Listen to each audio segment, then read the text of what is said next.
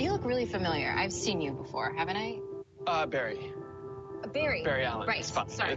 Some people are just meant to be in your life. What am I gonna do with you? Well, I can think of a few things. Might need a stretch first, though.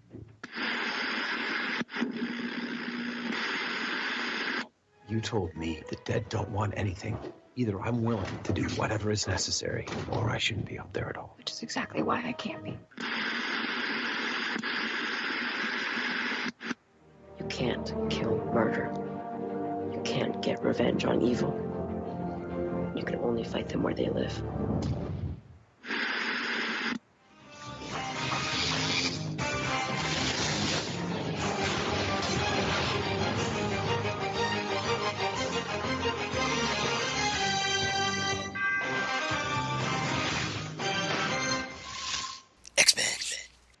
Hello, everyone. Welcome to the Fandom Zone podcast, episode 80 for the week ending October 29th, 2016, right around the corner from Halloween. Is that why you have the hood? Yeah, that's it. I'm a ninja. Hello, everybody. I'm Karen. I'm Charles, barely. Yes, Charles has a little coat. I have a code. So, scared kids? Pretty scary stuff, eh, kids? That's TV for the win. You should have got Count Floyd. Count Floyd? Yeah, from the SCTV. That's what I was talking about. I know, but I mean, like an MP3, like a clip or something. Yeah. Scared kids? Yep. That's what it says all the time. Ooh, kids, scary. Yeah, and Charles is there with a hat from the Indians. Representing Cleveland Indians. Yeah. Sorry, Bill Murray sang to the other team.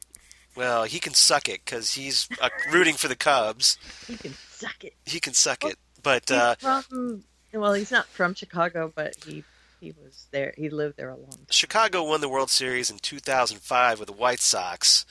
And it hasn't been since 1954 since Cleveland won, so... Cubs haven't won in a long time, though. That's the Cubs, but the city still... the city of Cleveland has not won a World Series since 1954.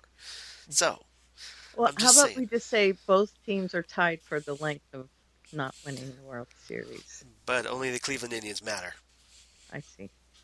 I don't. That's how it is. They're both underdogs, in my opinion.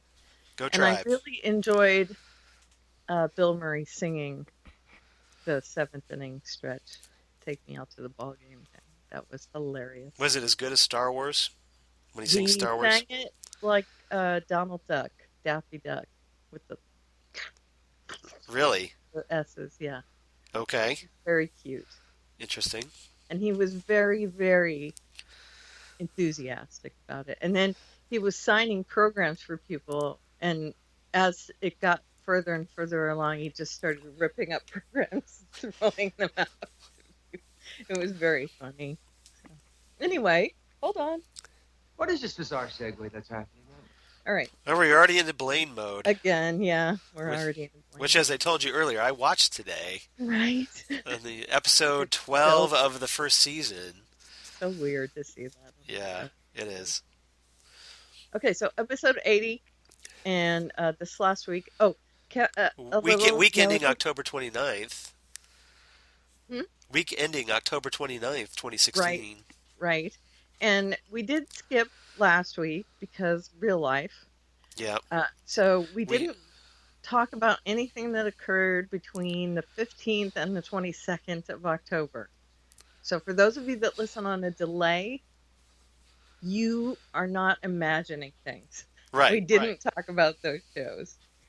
So we are going to be talking about the shows that happened between the 23rd and 29th of October. And those shows are... Okay. The Walking Dead, Season 7, Episode 1. Mm-hmm. Supergirl, Season 2, Episode 3. Gotham, Season 3, Episode 6. Lucifer, Season 2, Episode 5. The Flash, Season 3, Episode 4. Agents of S.H.I.E.L.D, Season 4, Episode 5. Arrow, Season 5, Episode 4. Legends of Tomorrow, Season 2, Episode 3. and Luke Cage Season 1, Episode 4. That's easy for you to say. Yeah, and we'll say goodbye right now. That's That's our show. Yeah. So that's what we'll be talking about. I will be in charge this week because Charles is a little under the weather, and I'm going to be pushing us along as quickly as I can. I hope so.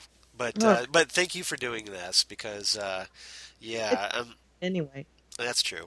But So no worries. Here I was trying to give you some extra credit. No. Don't Okay. give extra credit for something. I'm rocking the hot tea tonight. Woohoo. It's damn good tea and hot. And hot. That's nice. I have cranberry juice with some water in it because it's always really strong without some watering down. All right, let's dive in. Got a big episode of The Walking Dead to talk about. Okay, The Walking Dead, Season 7, Episode 1, The Day Will Come When You Won't Be. Kind of a mouthy title, but... Yeah, it is.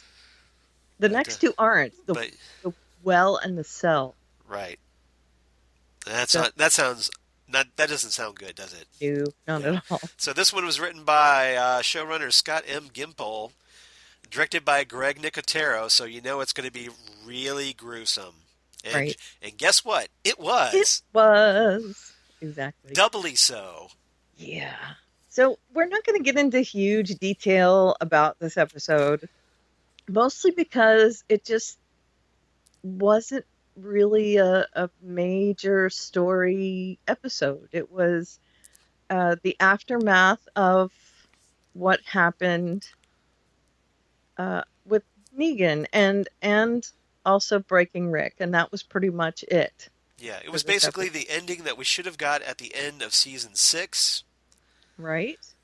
But they decided not to break where they did, as opposed to where the comic did. Right.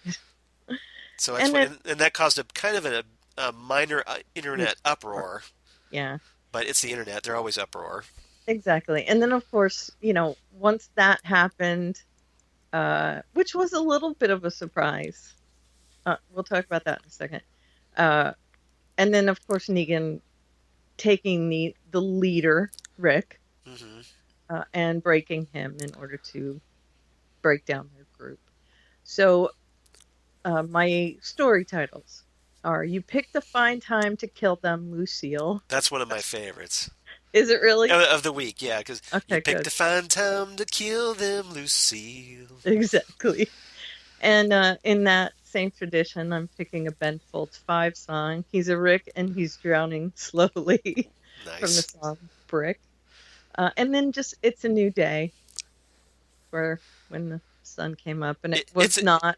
It's a brand new day, and the sun is high, and the birds are singing 'cause you're gonna die. Yeah. A little Dr. Horrible for you. That's pretty apt, actually. Yeah. So, of course, you picked a fine time to kill them, Lucille. Lucille being his bat, and them was quite the surprise for me. Yes. Yeah. The fact that he chose to kill 2 people instead of just 1. And I think that's what made this episode work so well, because at first, for the first death, and I'm presuming everybody knows by now, it's been a week. We're going to give spoilers. We're going to give spoilers, so fair warning. Okay, so Abraham. Right. Negan takes out Abraham. Mm-hmm. And at first you're thinking, at least this is what I was thinking, and feel free to correct me if I'm wrong, but you think, okay, it's not Glenn. Phew, all the Glenn people can breathe a big sigh of relief. Right. And, okay, Abraham wasn't the biggest death they could have done, but it was still okay. Right. And he was slated to be gone anyway. Exactly. He was on borrowed time. Exactly. Right. Right. That's what I thought. But then, and this is what makes this episode work, is not 2 minutes later, Daryl decides to go after Negan. Right. And of course, which pisses Negan off. Right. It's to the point where he decides to take out a second victim. Right. And it just so happens to be Glenn. Yeah, exactly. So now we actually get Negan killing Glenn. Mm-hmm. As it was foretold in the comics. Right. he is actually supposed to be on the other end of Lucille in the comics. So, So we actually Abraham, get a faithful death right? as compared to the comic. Abraham was already supposed to be dead by now, Right. and Glenn was supposed to die here. Right. So, by the comics, which it doesn't bother me if they don't go by that, because I kind of dig that the show has its own mythology and Right. everything. But I'm not surprised when they do follow it. And this second death was such a twist because you think, and it was perfectly set up because you think, oh, okay, Glenn people, they were just, Glenn's fans, they were like, oh, okay, he's safe. Right. Which was perfect because then you yank the rug out from under them and stab them right in the gut. And like, oh, no, guess what? He's dead after all. So I don't know about you, but I saw all these tweets like the next day and a half or so. I'm not going to watch anymore. Glenn's not on the show. And then I saw someone tweet a meme and it had Tyrion Lannister on it. It says, "Oh, your favorite character died on your show? Too bad." Right, exactly. Because Game of Thrones does this for breakfast. Right. It's a show. Yeah. He's going to be on other shows. Right. So the actor's still alive, people. It's not like the actor is dead. It's the character. And I think that was a really good emotional moment. And it's going to make Maggie's character grow. Right. So, yeah, I'm going to miss Stephen Yeun from the show. And I'm going to miss, what's his name, Michael? Oh, Cudlitz. Michael Cutlitz as well from the show. Right. Because they really seemed to gel very well with the cast. I'm going to miss them. I'm going to miss the Abraham isms. Oh, really? Seriously, I am. Yep. But I do have to admit that these are kind of impactful at this point in the show. Well, especially Glenn, but yeah. But Abraham's death affects Rosita. And also Eugene. And he flashed the peace sign to I can't remember her name. The black girl that he almost had the thing with. You mean Michonne? No. Oh, Sasha. Oh, Sasha. They had that thing about the peace sign. Yeah. They would flash each other the Right. peace. Okay. If you look, Nerdist actually has a little article on it. He flashed her the peace sign right before he got hit. You're right. You're absolutely right about that. I remember seeing that. Right. So, and she had a reaction like when it happened. Well, remember how bad she took it when Bob died. Right. So. Yeah. Yeah. Yeah. So it had an impact on 3 different people, and Glenn had an impact on everyone there. Mm-hmm. So yeah, it's going to cause ripples, definitely. And then, to us, the people that watch the show, I think Chris Hardwick had a really super valid point on the after show by saying, you can have emotions about this. If you don't, then you're not watching the show right. Right. You need to kind of be invested in these characters if you want to enjoy the show correctly, almost. I mean, I'm not telling you. It doesn't say a lot for the show if it's not getting you emotionally involved. Right. And The Walking Dead, and that's what makes it such a great drama. And now some people write it off as like, oh, it's a zombie show, but it's a drama.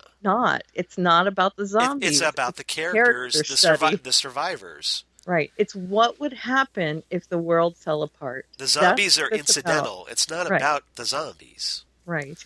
It's about the world after zombies. Right. It's about how horrible humans are in the zombie apocalypse. Exactly right. And this episode was basically an exercise in murder porn. Mm-hmm. Exactly.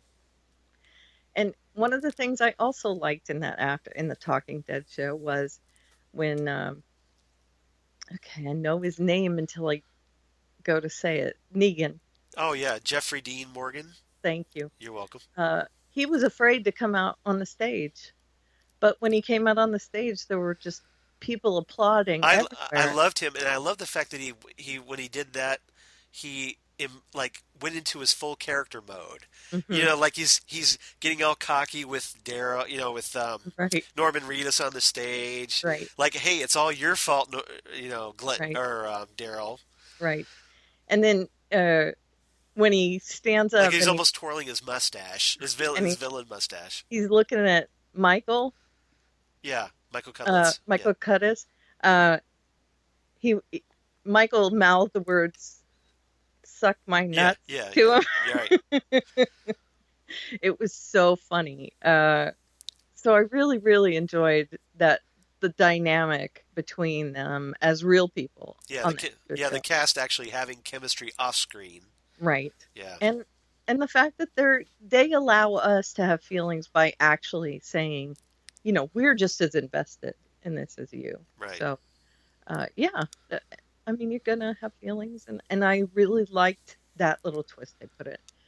And now the other half of this show, this episode, was Negan hauling off Rick, who he singled out.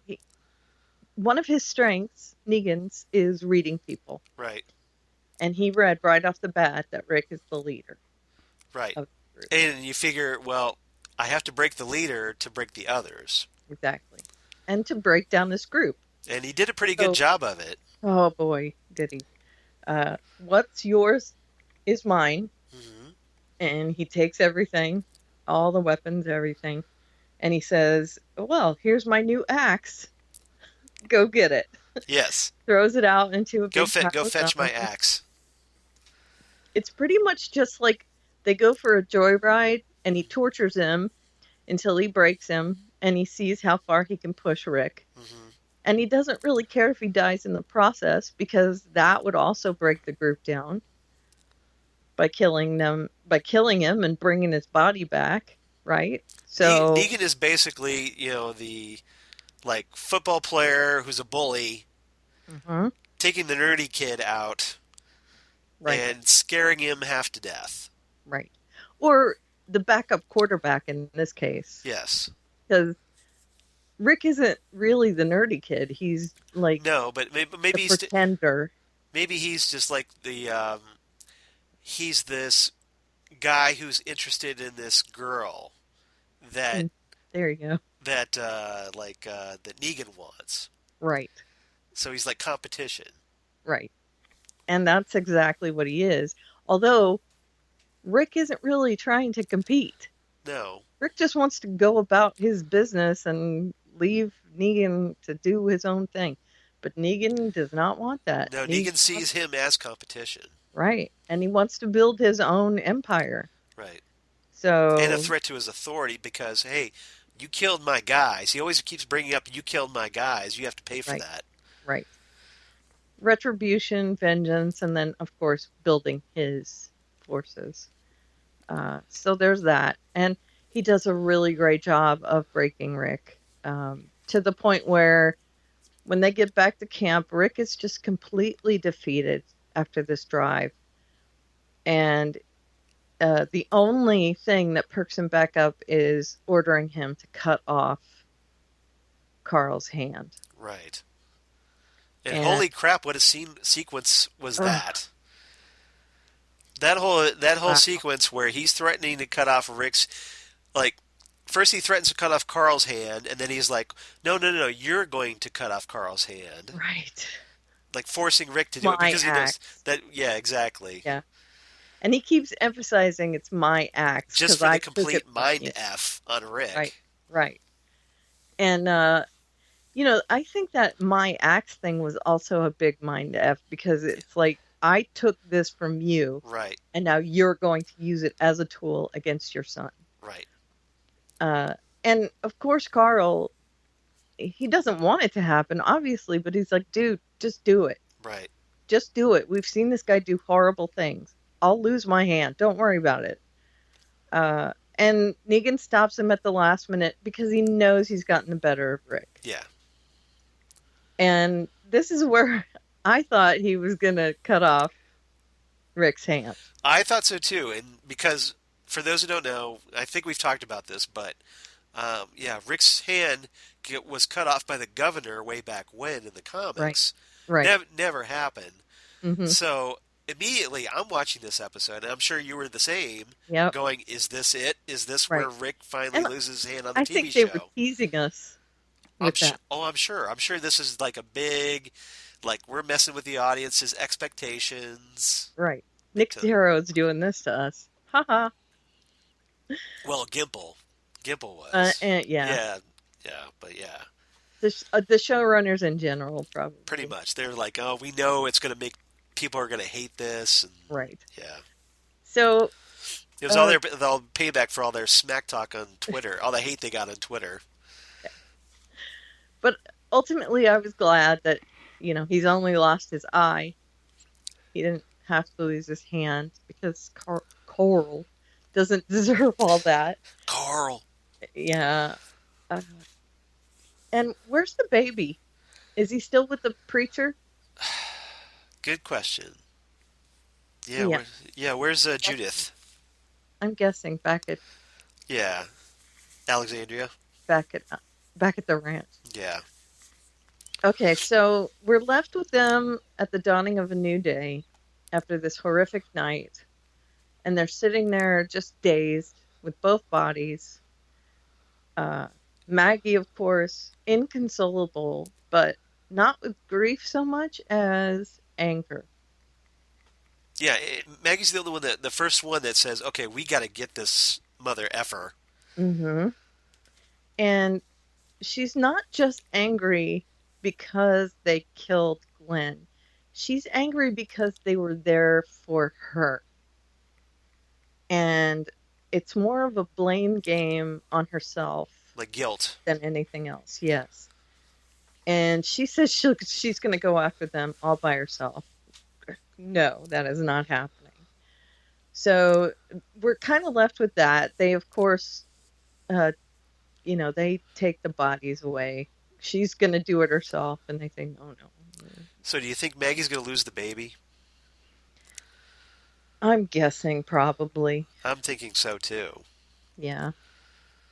We'll find out about that. Because she's going to want vengeance. Mm-hmm.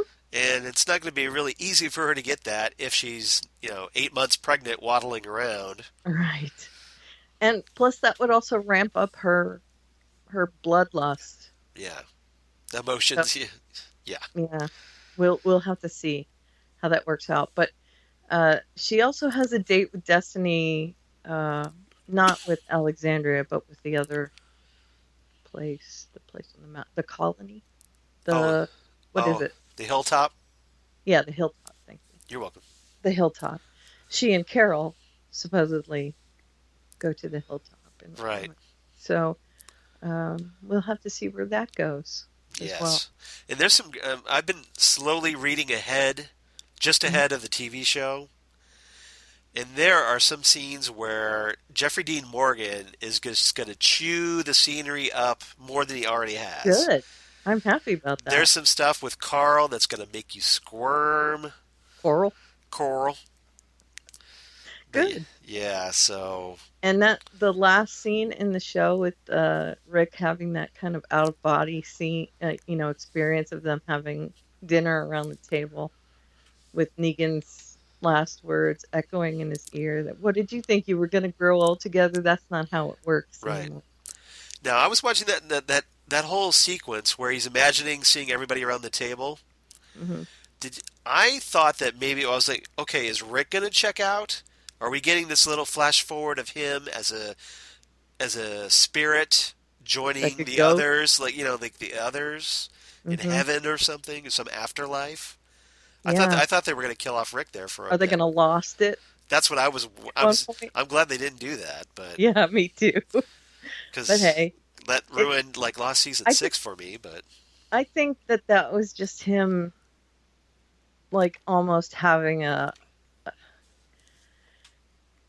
okay, after all that torture, that he went through just in that one night, he is zoning a little bit, and I think that's just him kind of having those words go through his mind.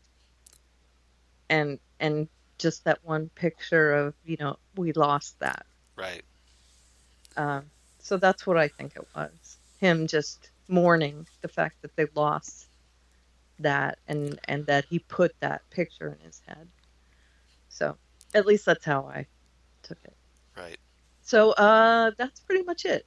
Yeah, I think so. But holy crap, what a powerful episode. It was. And Jeffrey Dean Morgan, wow.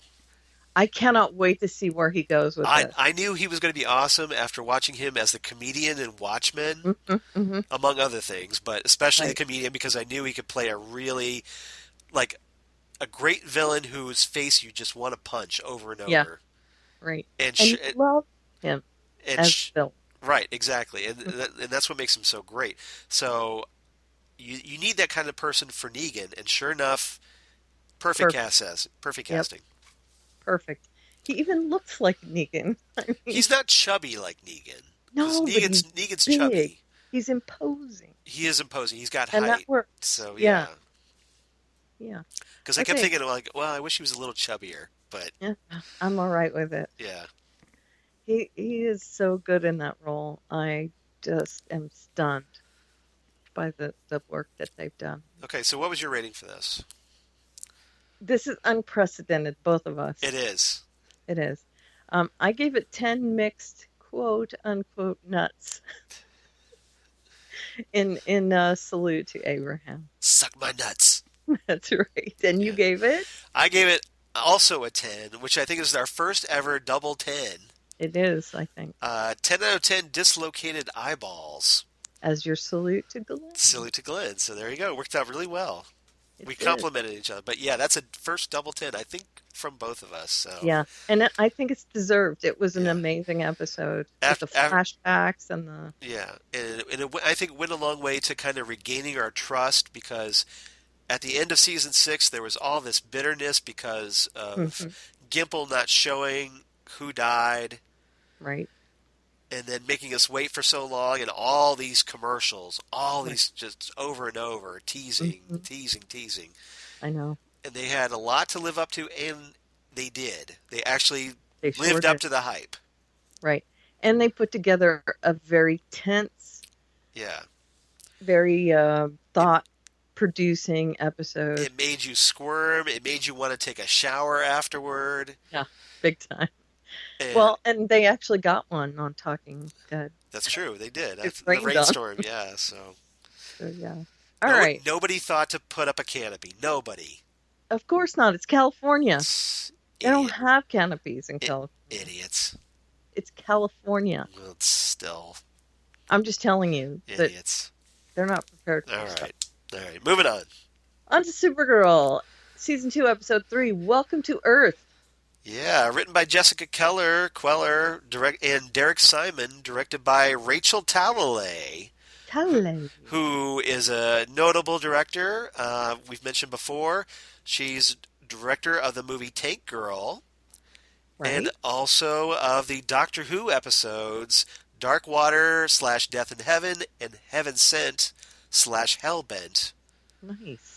So she's got, and if you ever watch the episode Heaven Sent, which is a really great episode, very well directed, you know that Rachel Talalay can direct some really cool stuff. Mm-hmm. So, and I have to say, I'm really liking Supergirl on the CW. Really? Yeah. I think it's doing well. Mm-hmm. Yep. I like the new format. I like the fact that it seems a little more grown up. Mm-hmm. So. Even though it moved to the CW. Yeah, which is odd. An interesting turn, but yeah. But okay, so I think getting Supergirl away from James and Wynn helps a lot.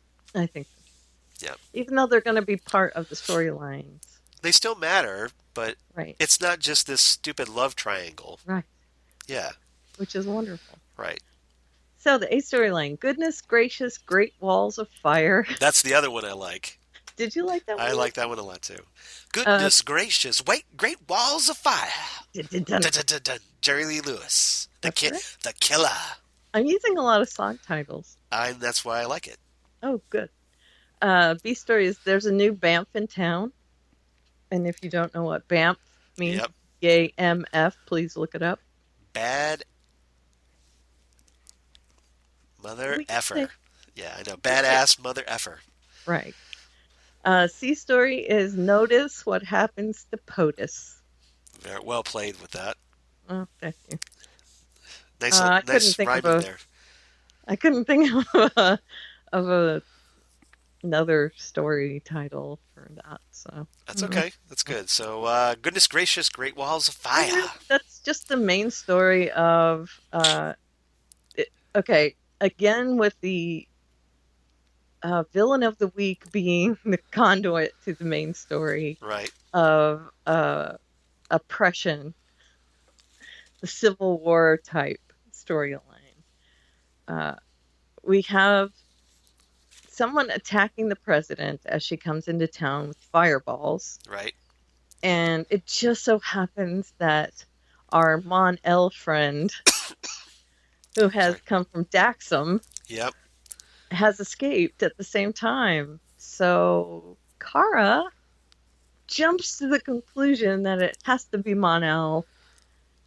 Or she doesn't know it's Mon-El. Well, we get some backstory with her that apparently the Kryptonians and the Daxamites did not get along back in the day. Mm-hmm. Especially now that since, well, Krypton, their red sun caused Krypton to explode and therefore wiped out Daxam. Right. As a result. Right. But apparently they have grudge. They have this big grudge.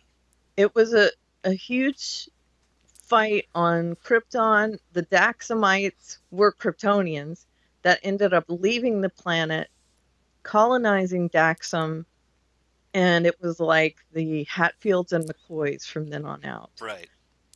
And it just continued to grow and grow and grow. And then when Krypton exploded, a big piece came off of Krypton and threw the orbit of Daxam off, and bloom.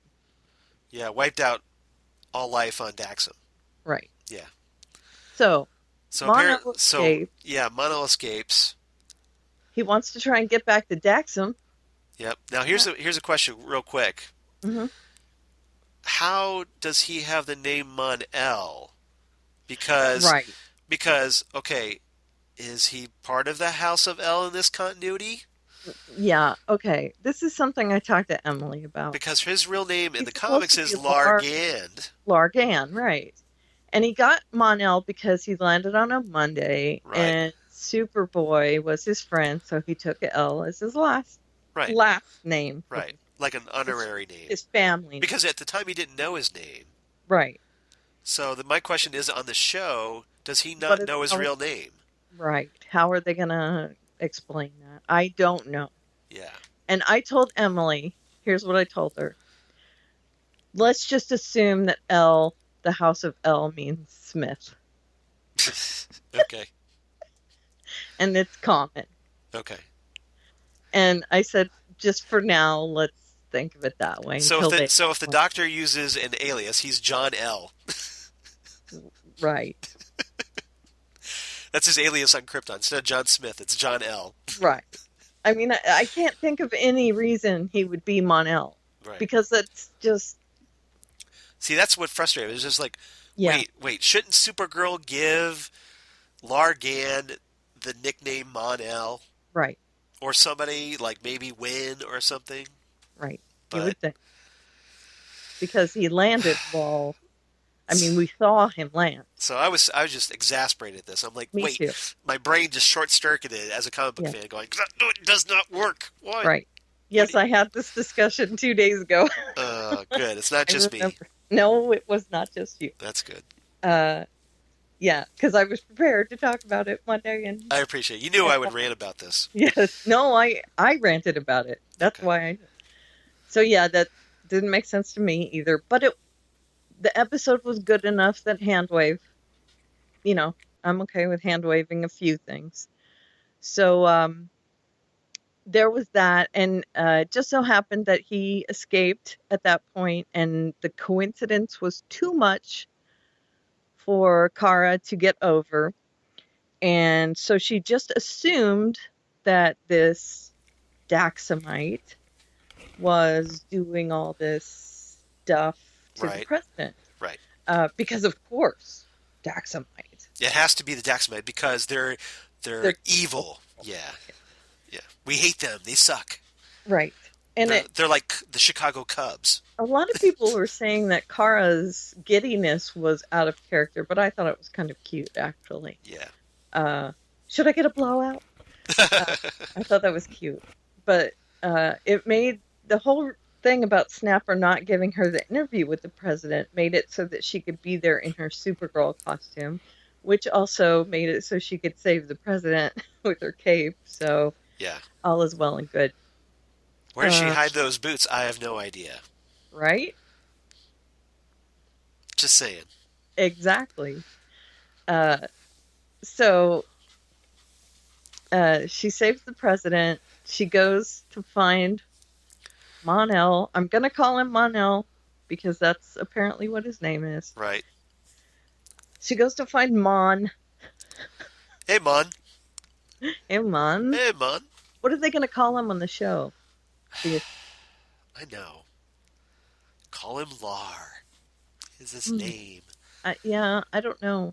He's going to have like a human name, right? What did they call him in the comics? Well, I'm trying to remember. Maybe I think he had an alias when Mon-El was Valor in the 20th century. Right. I think he had an alias then, but I can't remember what it was. I can't either. So maybe they'll use that. Okay. Yeah, I actually mentioned Valor as one of his names. Right.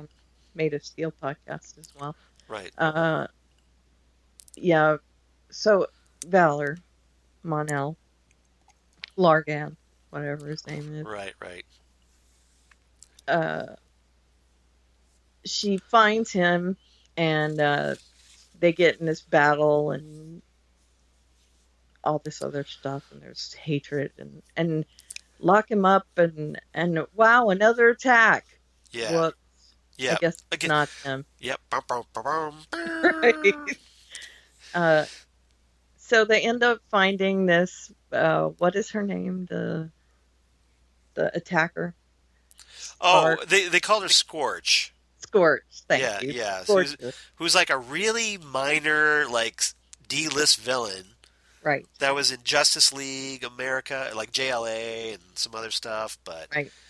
A Giffen character, right? No. This is like it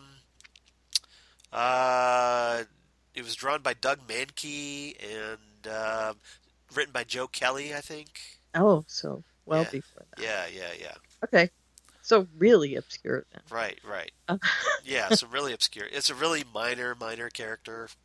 Okay, so she was which I'm thinking was like, well, couldn't you just get like someone a little more notable? But right. Well, I'm going to circle around to that in a second. Yeah. So she's attacking the president. They end up, getting rid of that danger. The president is talking about this new Alien Amnesty Act that she's trying to get passed. And of course, this whole thing doesn't help her cause, but also, Supergirl saving her is kind of balancing it out.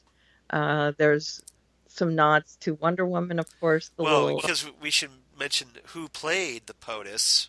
Well, come on, Linda Carter. I know that, but we just for the sake of putting everything in its proper context. Okay. Well, Linda Carter is on the show as the president. Right. And they gave little nods to Wonder Woman where Kara, when she's saving her, does this little twirl. That was awesome.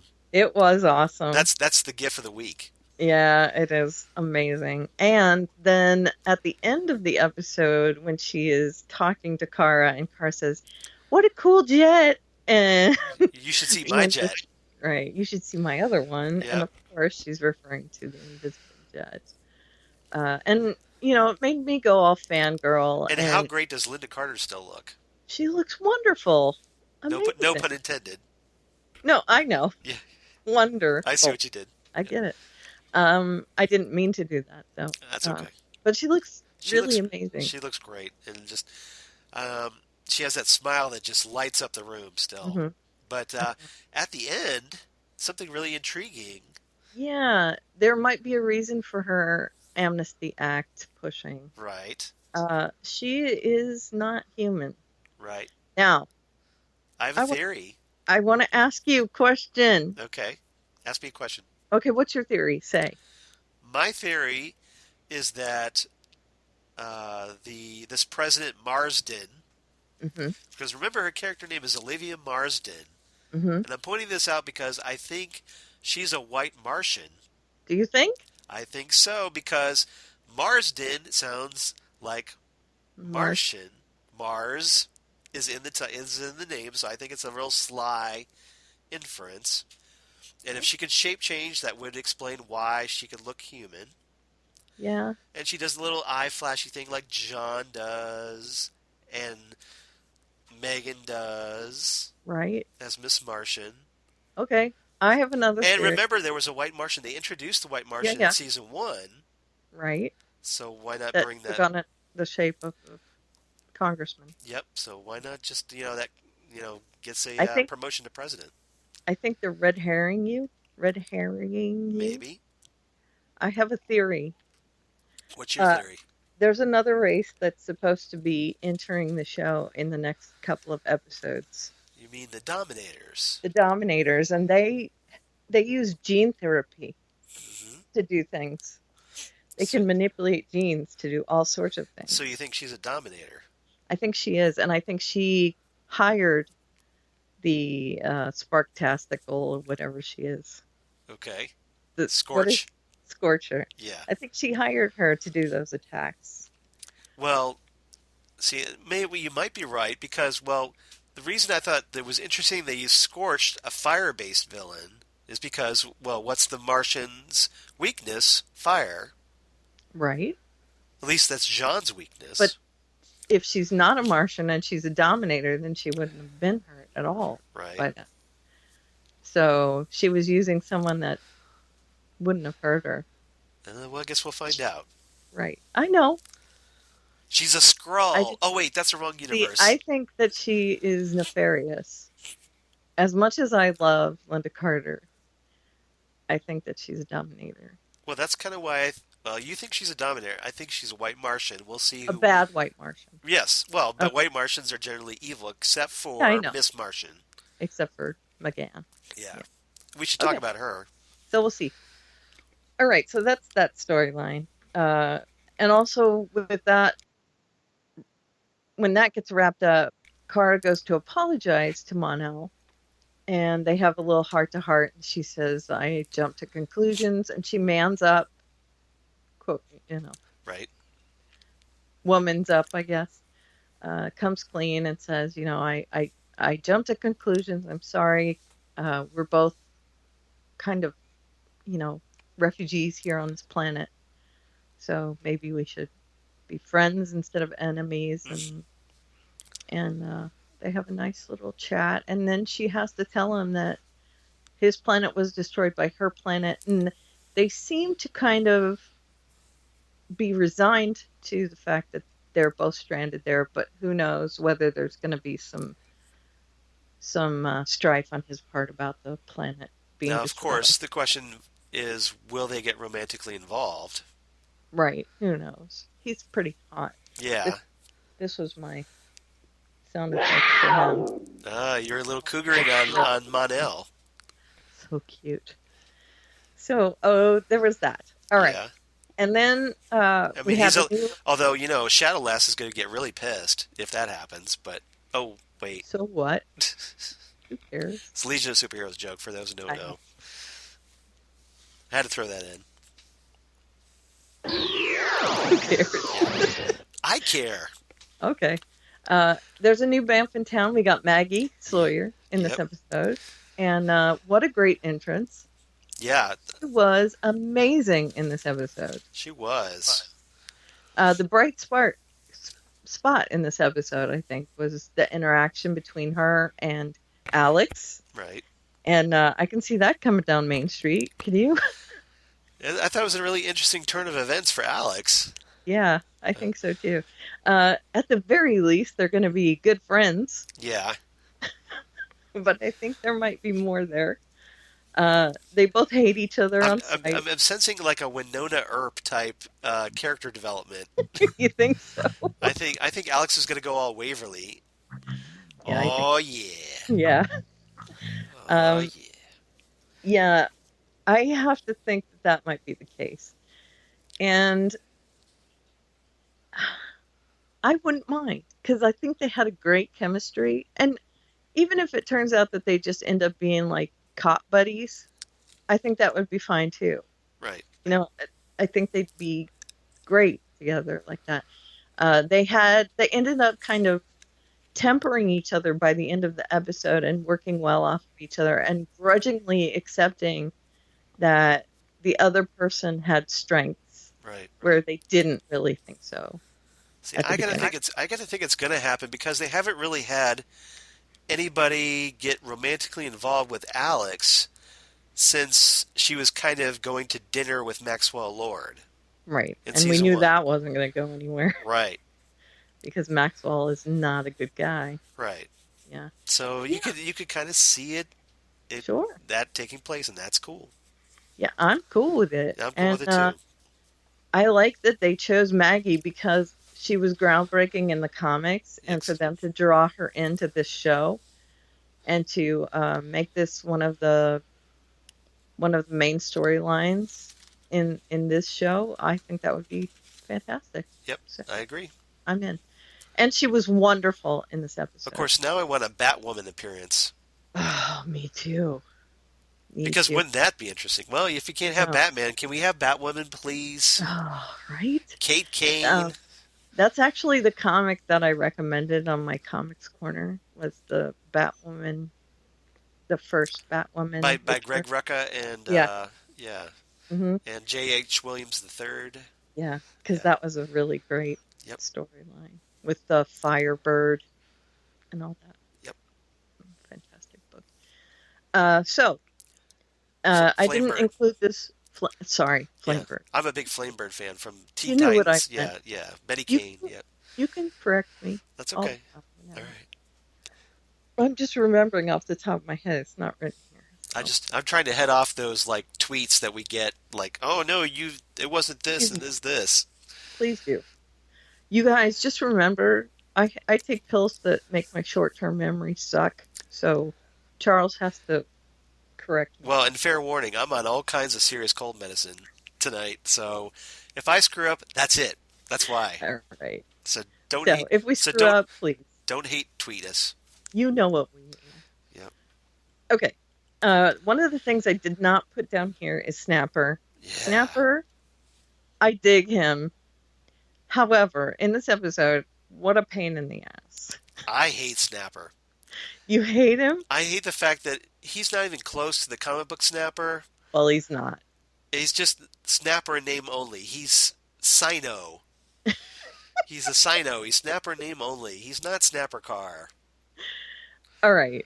Well, I can see the potential. I wouldn't mind if he was older, but just if he had this closer temperament. But he's not anything close. It's just some character they made up. They wanted a hard ass reporter boss for Kara. Yeah. And they just decided, well, okay, we need a name, so Snapper Car. So DC Comics, let's see. Okay, let me just reach into this bin of names and pull out. Oh, Snapper Car. I guess he's Snapper And they Car. have already used Perry White Right. Well, in the show to be Clark's boss. Yeah. Yeah. Yeah. Well, I have to say, I do like him. But I think he needs some comeuppance, and he got a little bit in this episode Right. from Jimmy. James, don't call me Jimmy Olsen. I'm glad to see James stepping up. Right, I agree. So he tried to put his foot down, Snapper, and take charge, but James, after a pep talk from Kara, decided nope. And then Snapper got his just desserts. Right. And we already talked about POTUS being something else. Yeah. So did I miss anything? Just that Kara was given this task of interviewing Lena Luthor. Oh, right. But And she wrote a piece that was a lot biased. And Right. I agreed with Snapper that it was not worthy of going in the paper. It needed to be unbiased. So, they rewrote it. well, to be fair, the Kryptonians are kind of like not Team Luthor. I They agree. have some issues with Luthers. But you need to write an article that is Right. based on the facts only. And Just Snapper have called their Snapper opinion. called her out on it. Yeah. So, okay. There's That's it. that. Okay. So To be more of a mentor to her Yep. than anything else. But to be fair, he wasn't hired to be her mentor. He was hired as the guy in charge. And it was cool that we got Miss Martian. Right. At the end of the episode, she's a little disturbed. She was this bartender that's featured in the episode. Mm-hmm. And turns out, oh, guess what? McGann Moores, a.k.a. Miss Martian from the comics from Teen Titans. I cannot wait for this week's episode. Not Young Justice. She's from Teen Titans. Right. Yeah. I cannot wait for this week's episode where they have the Fight Club. Yes. Now, will they play Welcome to the Jungle like in that promo? Welcome to the Jungle! It'd be, how hilarious would it be if they cut away to Cisco blasting Welcome to the Jungle during the roulette episode next week? That would be great. I would laugh so hard at that. Yeah. It would make no sense whatsoever, but I just want to see it. Yeah. It would be great. Okay, what's your rating for this episode? I give it 8 biased news articles. Right. Definitely biased. You? I gave it 8.5. I like this a little bit more. I'm a sucker for a Linda Carter cameo. 8.5 smoldering alien detectors. Because there's this one scene where Kara kind of zaps this alien detector that Lena Luthor wants her to test out. So that it won't work when she... Right. Now, apparently, Lena Luthor cannot smell anything like burnt wiring. Right. Because Kara zaps it with her heat vision. You would think they would be like, why do I smell electrical burning? But no. Just kind of thinking. And she can't hear crackling. Stupid logic. Right. What am I thinking? Yeah. And I think it's weird. Why doesn't... Well, it is another Earth, I guess. Yeah. Earth 2 has the detection things without fingerprints. It's the stupidest invention. You want to try and detect them, but you have to get them to put their finger on the thing to detect them. Right. How is that going to help you at all? You can't detect them far away. Right. Like, if you had it has to be like a stud finder where you put it right up against them and it works. Right. So I want to deport you. Can you put your finger on this? Yeah. No. They'll just throw you across the room at that point, right? Pretty much. Yeah. And also, one of the things I recommended on Made of Steel is for people to track down, and it's on Netflix and Amazon streaming, is the JLU episode Grudge Match. Justice League Unlimited. Yes. Yep. JLU. That's I know, but I'm explaining JLU is. Sorry. Justice League Unlimited episode Grudge Match, which is Roulette, who comes up with a fight ring sort of thing. Right. And it's similar to the plot that's going to be coming up on Monday. Or you could track down the Smallville episode. Yeah, they do a similar thing for that too. And everyone's saying, oh, they're copying. No, you know what? That's what Roulette does. Yeah. They're just... She's Fight Club with superheroes or supervillains. Right. Yeah, or both. So they're using her character just like every other superhero show uses every character in the comic book. So. If Winona Earp can have a Fight Club episode, then Supergirl can have a Fight Club episode. Exactly. All right. So, on to Gotham. Yes.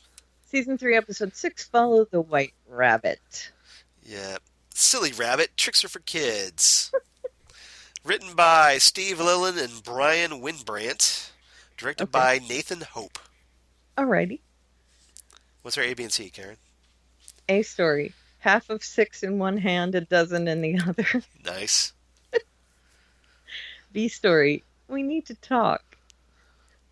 NC story. Isabella right bread. Nice. Isabella, right. I see what you did there. Do you see what I did? Yep. And the first one, of course, is instead of 6 in one hand, half a dozen in the other is, I mixed it all up because he was given Sophie's choices all that time. And half of 6 and a dozen in the other doesn't make much sense, right? Yep. See? I had to over-explain that. Was it worth it? Nope. Okay. As long as we're cool with that. It wasn't. I thought it was kind of funny, but I didn't know. That's all right. I couldn't come up with anything. That's I was all going to say some sort of Sophie's Choice play on words, but So basically, we're talking about the Mad Hatter. yes. And So he comes he basically goes with a Jim Gordon with both barrels this week. Oh, yeah. He comes up with this plan to do this ramping up of Sophie's choices, essentially. Mm-hmm. Impossible choices for him. And it culminates in him having to choose between Lee and Valerie. The first one is between a little boy and a married couple. The little boy is going to get run over by a truck, and the married couple is going to jump off a building. Right. He chooses the little boy. Personally, I think it's the right choice. I would have gone with the married couple because you got 2 lives versus 1. I would have done numbers. But you save the little boy who has more life ahead of him. Not that much more. I don't know. I'd say 2 lives are more important to save than 1. Plus, how would he have saved them? Supposedly, if he went up there, that was the deal. He just had to make a choice. If he went up to go to the roof, they would have saved. He was saved. He said you could save either these 2 or that kid if you go up to the roof. I'm thinking numbers. That's just me. Okay, I would have picked the kid. That's everybody's gut instinct to pick a kid because it's a kid. But I'm thinking 2 lives over 1. I felt bad about it. I mean, there's no good choice. No, it's not. And the Hatter is not playing fair in this episode at all. Of course, then his second choice, he gets lured into... And that's kind of why I like this episode. He gets lured into a warehouse. Right. Where there is a doctor, a pediatrician, welded into a chair, like an electric chair up onto a platform. Yeah, it was like it was like a platform overhead, and both of these there was like this anchorman and what's the other journalist. One? He was he did good things as a journalist. I can't remember. Yeah, but basically a pediatrician. I'm sorry, it was a pediatrician. Right, a pediatrician and a journalist. No, and a pediatrician and anchorman. Yeah. Right. Yeah, and they were like basically wired up like electric chairs. Right. And of course, this was meant to be a doctor and a reporter. Right. Stand-ins for Valerie and Lee. Right. And it was, either kill one or I'll kill them both was his choice. And he did exactly what I would do, is to say, I'm not playing your game anymore. Right. See ya, wouldn't want to be ya. Now, this is when the cops showed up. And it was Barnes and Harvey and the gang. Yep. And Jervis didn't enjoy this. Jervis was very upset and agitated, not only with the police showing up, but with the choice that James made of not choosing anything. Right. So he's going to make him pay for it. Right. He electrocuted both of them.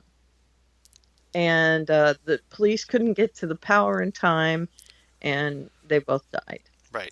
So James is not happy with that at all. Barnes does console him and says it's not your fault, it's Jervis's fault. Obviously, I agree. It's not his fault. He needs to not be blaming himself. But he tells him, go find someone that we already know, and you'll know our final destination. And it's this weird albino dude that gave him the first message.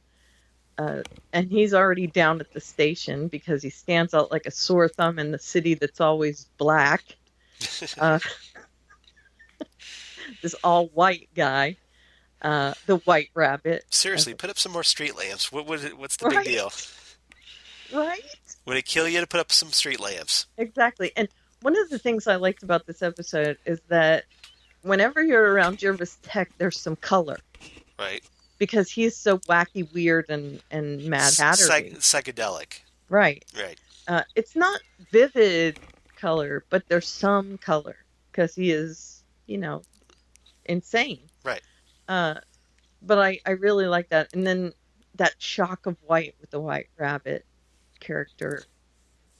Who kind of reminded me of Elijah Snow from Planetary. As a bit, comics reference. Yeah. Yeah, a little bit. A little bit? Didn't he look like it? I was just like, he did. Why is Elijah Snow? Right. He did. Shout out to you Warren Ellis fans.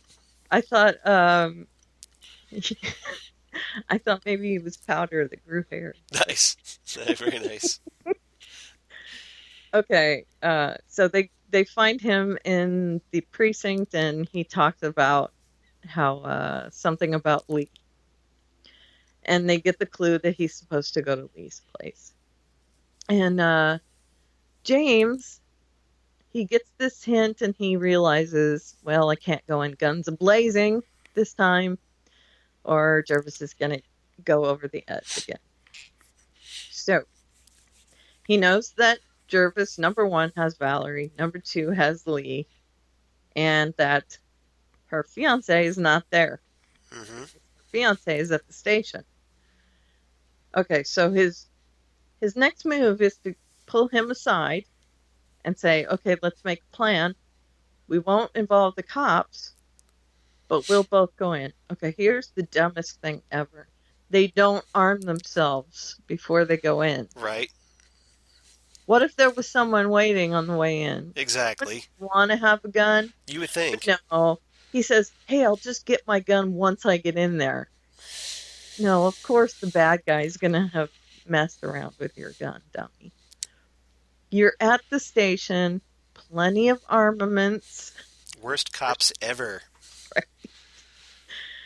Yeah, okay, but I get it. Hand wave, hand wave. Even Chief Wiggum from The Simpsons thinks they're bad cops. Right. So James and Mario, is that his name? Yes, Mario Falcone. Yeah. They decide they're going to go in. It's a Mario. Right. And because Mario's gun has been... the bullets have been taken out, he can't do much of anything. James can't do anything. Mm-hmm. He's been disarmed completely. And he is encouraged very... motivated, vigorously, yes, to sit and have tea, and he is given the choice to choose either Lee or Valerie to take a bullet. And at the last minute, he picks Lee. And of course, what happens? But Jervis picks Valerie, right, thinking that that's who he loves more. Now, my theory. My theory is probably the same as your theory. Same? That he picked Lee on purpose, knowing that he'd shoot Valerie so that Lee, the doctor, could help save Valerie. He'd have two doctors there, by the way. That's sort of my theory, but for a different reason. Because he cares more about Lee? Yes. Okay. That's my theory. And that she's a doctor. My theory, I don't think the fact that she was a doctor even entered into his decision. You think? I think the fact that he really loves Lee, but he knows that the Mad Hatter's going to shoot the opposite, so he was playing that. Mm-hmm. So he's just like, okay, shoot Lee. He knew that. Right. That Jervis was. And that's what I think he was trying to tell Lee later. After everything's sorted out, right. He tries to talk to her and explain, and she's like, I'm not talking to you right now. Right. And I think that's where we're going to pick up. I think so. As well. So, I think Jim's eventually going to say, oh, by the way, I still have feelings for you. Right. I still care about you. Right. We need to talk. We need to talk. Which is the other story in this episode. Yeah. Oswald has some feelings. Yes. Yes, he does. Ed is a very capable assistant. Mm-hmm. Assistant mayor. He's keeping track of Oswald's calendars. Right. As mayor and as leader of the underworld as well. So he I kind of love that. Here's your agenda for mayor, and here's your agenda for crime lord. correct. I loved it. That was great. And Oswald is so grateful. And after the hug they shared in the last episode that we talked about, this one was fantastic. They have this little moment, and Oswald is just dying to talk to him, and he says, "I have to talk to you. I have to say something to you," and Ed is right there, ready to hear it, and Oswald, I forgot what I was gonna say. He totally chickens out. Yep, totally chickens out. And they go through this. Ed has booked a bunch of things for him to do, one of them being go through a school. And I think it's because Ed wants Oswald to look more academic. Mm-hmm. He wants him to put on more of an image like Ed wants him to be, right? I mean, and they go to the school, and Oswald is just not into it whatsoever. And he doesn't even pretend to be. He doesn't want to read to the kids. He doesn't want to go to all the classes. And all he does is he notices this kid that's sitting apart from all the other kids. And he goes over to him and he says, "Why aren't you talking to the other kids?" And this kid, I think his name was Luke or something like that. Yeah. Lucas or something. Luke, yeah. Something like that. He says, "Why aren't you sitting with the other kids?" "Well, I don't think they'd like me." "Well, if they don't, then just push them down the stairs." When nobody's looking. Right. Yeah. And so the kid is encouraged by this. He's like, "Hey, that's a great idea." All right, cool. If they're jerks to you, just push them down the stairs when nobody's looking. Right. Now, I think I like that scene. This was a very deliberate scene, by the way. It was, if someone rejects you, hurt them. Yep. So what's going to happen when Ed rejects him? Right. And it... Dun, dun, dun. I was waiting for that. So, I think we have to keep that in our heads because he asked him over for dinner. Right. And Ed says, Ed, of course, isn't suspecting of anything. He says, "Sure, I'll bring some wine." And really, when have you been asked over to a bro's house and think to bring wine? Yeah. When is that? Exactly. So, of course, Oswald is... Well, here's the thing. It's like, who has to say that this attraction has to be automatically reciprocated? Right.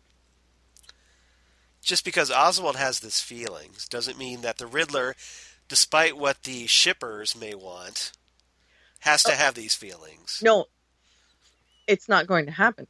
And here's what the dealio is. Yeah. He goes to get the wine. Right. And he meets Isabella there. And, okay, could the show be any cooler with its imagery where Ed, who is not looking for love, stands in the window and a heart is surrounding his face. Right. So not only does he find someone that he might find love with in that spot, but he's also the object of someone else's desire without looking for it. So his head is in the heart, but he just is not seeing. I mean, that imagery is amazing. And we're obviously talking about Isabella, this new character, played by Chelsea Spack, who you may remember as Kristen Kringle. Right. And it wasn't not so coincidentally a couple episodes ago where Lee smacked Ed upside the face for reminding him and the audience that, oh, guess what, Kristen Kringle. Oh yeah, remember that character you killed in season 1? Right. Well, here we are. Here's the actress back, and here's interesting. And it's of course right when he's picking up the wine. Right. So I have a couple theories. And apparently she's into riddles as well. Either he's going to blow off Oswald, or he's going to invite her along. Either way, it's bad news. Yeah. And I also happen to think that Isabella might not be who she seems. Well, I'm sure she's not. Yeah, If I this is think she might be like a cousin or well, something looking to well, get revenge. that's kind of what they did on Twin Peaks, but Yeah, but yeah. don't you think maybe she is? Well, here's the thing. Yeah, she could be totally setting Ed up, Mm-hmm. looking for That Kristen maybe revenge. called her and Yep. explained she liked this guy who likes Or maybe like Riddle, a twin sister or something. Who right? knows? Because we could totally go soap opera with this. Of course. This is a campy show. It is a campy show, and they Right. not afraid to So, go soap opera. So and we do have that, if someone rejects you, push them down the stairs. So if he blows off Oswald, right, Oswald will want to get back at him. If he brings Isabella, right, then Isabella could be the target right. That's as well. the big question is like, well, if I should say when Oswald gets rejected, Mm-hmm. does he go after the Riddler or does he go after Isabella? Right. And at this point now, Oswald will never have to confess those feelings. Right. Which I'm sure makes some Warner Brothers executives probably breathe a little easier. Right. And it makes most of the audience a lot less squidgy, I think. Well, because that was a very this would be a big deal to take such a major Batman villain and say, oh, by the way, right, he's gay. Although, I can see where it would just be like a hero worshipy thing that he's mistaking for those feelings. Right. And every time he wanted to confess this, his face was completely lit. The way they use this imagery is crazy good. Yeah. And then, of course, Isabella was, the other point. And no Bruce, no Alfred in this episode. No Selena. Nope. Not necessary. This was a good episode either way. Yep. This is a story about Gotham, how Gotham made these characters. It's not about Batman or anything like that. Okay, so. Rating. Mm-hmm. I give it 8 maniacally repeated phrases. Follow me, please. What did you give it? I need to talk to Jim Gordon. Right. Yeah. I gave this one 8.5 cups of tea. Very nice. That's a nice coffee or teacup. Thank you. We got these as part of our wedding registry. Oh, very nice. Yep. Thank you. Mm-hmm. I of course have my lovely. They microwave nicely. My sports cup. I might need a refill because I'm running out of liquid here. Uh-oh. And we still have so many shows to go through. I know. This one, Lucifer, Season 2, Episode 5, Weaponizer. Written by Jason Ning, directed by Karen Gaviola. All right. Bloody Brothers, Enter the Conrad. Nice. I see what you did there. Thank you. Bruce Lee reference. Bruce Lee and the fact that the actor was played by Hermes Conrad. Mm-hmm. And C Story, A Present from Dad, Odd Bondage, and then a catchphrase, Welcome to Devil Time. I really he was really trying to work that catchphrase, wasn't he? I loved that scene. That was my favorite scene in the whole episode, I think. Yep. Welcome to Devil Time. What are you doing? Yep. I'm trying out my catchphrase. And Chloe is just incredulous this whole episode. Oh, she was great. Yeah. All right. So Bloody Brothers. Uriel shows up. Yeah, played by Michael Imperioli. Fantastic job. And who did he play previously? Well, he was on Life on Mars. Right. Just previously. And what was he on before that? Christopher. There we go. Sopranos. That's what I was trying to... Christopher, you sat on my dog. That's what I was waiting for. Christopher. Shut up, you hoe.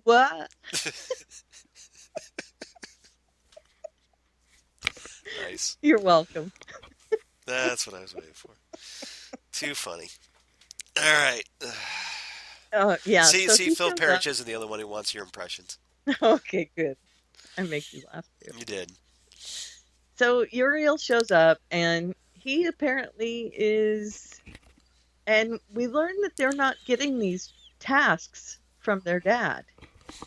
Their dad is not directing them to do these things. Nope. They are interpreting that this is what dad wants them to do. Apparently nobody's listening to God. Well, God's not saying anything. Well, God's not there, as we learned from Preacher. Apparently he skipped town, right? But I keep waiting for this Lucifer to cross over with Preacher so bad. Yeah, it would be so great. Well, they're in the same universe. Are in they? real life. I mean, Vertigo. They're both Vertigo comics. Right. Well, I mean, we talked about this before, how it would be great if Amenadiel and Mazikeen had the baby, and that baby was Genesis. Right. On Preacher. Right. Genesis is platinum forbidden. And how great was it in last episode that she was reading Coraline? Yes, I caught that. So wonderful. Neil Gaiman's Coraline. Because, of course, he wrote Lucifer. Right. He created. I tweeted that. I was just like, oh my gosh, they worked in Neil Gaiman's Coraline on Lucifer. How brilliant is that? That was great. Yeah.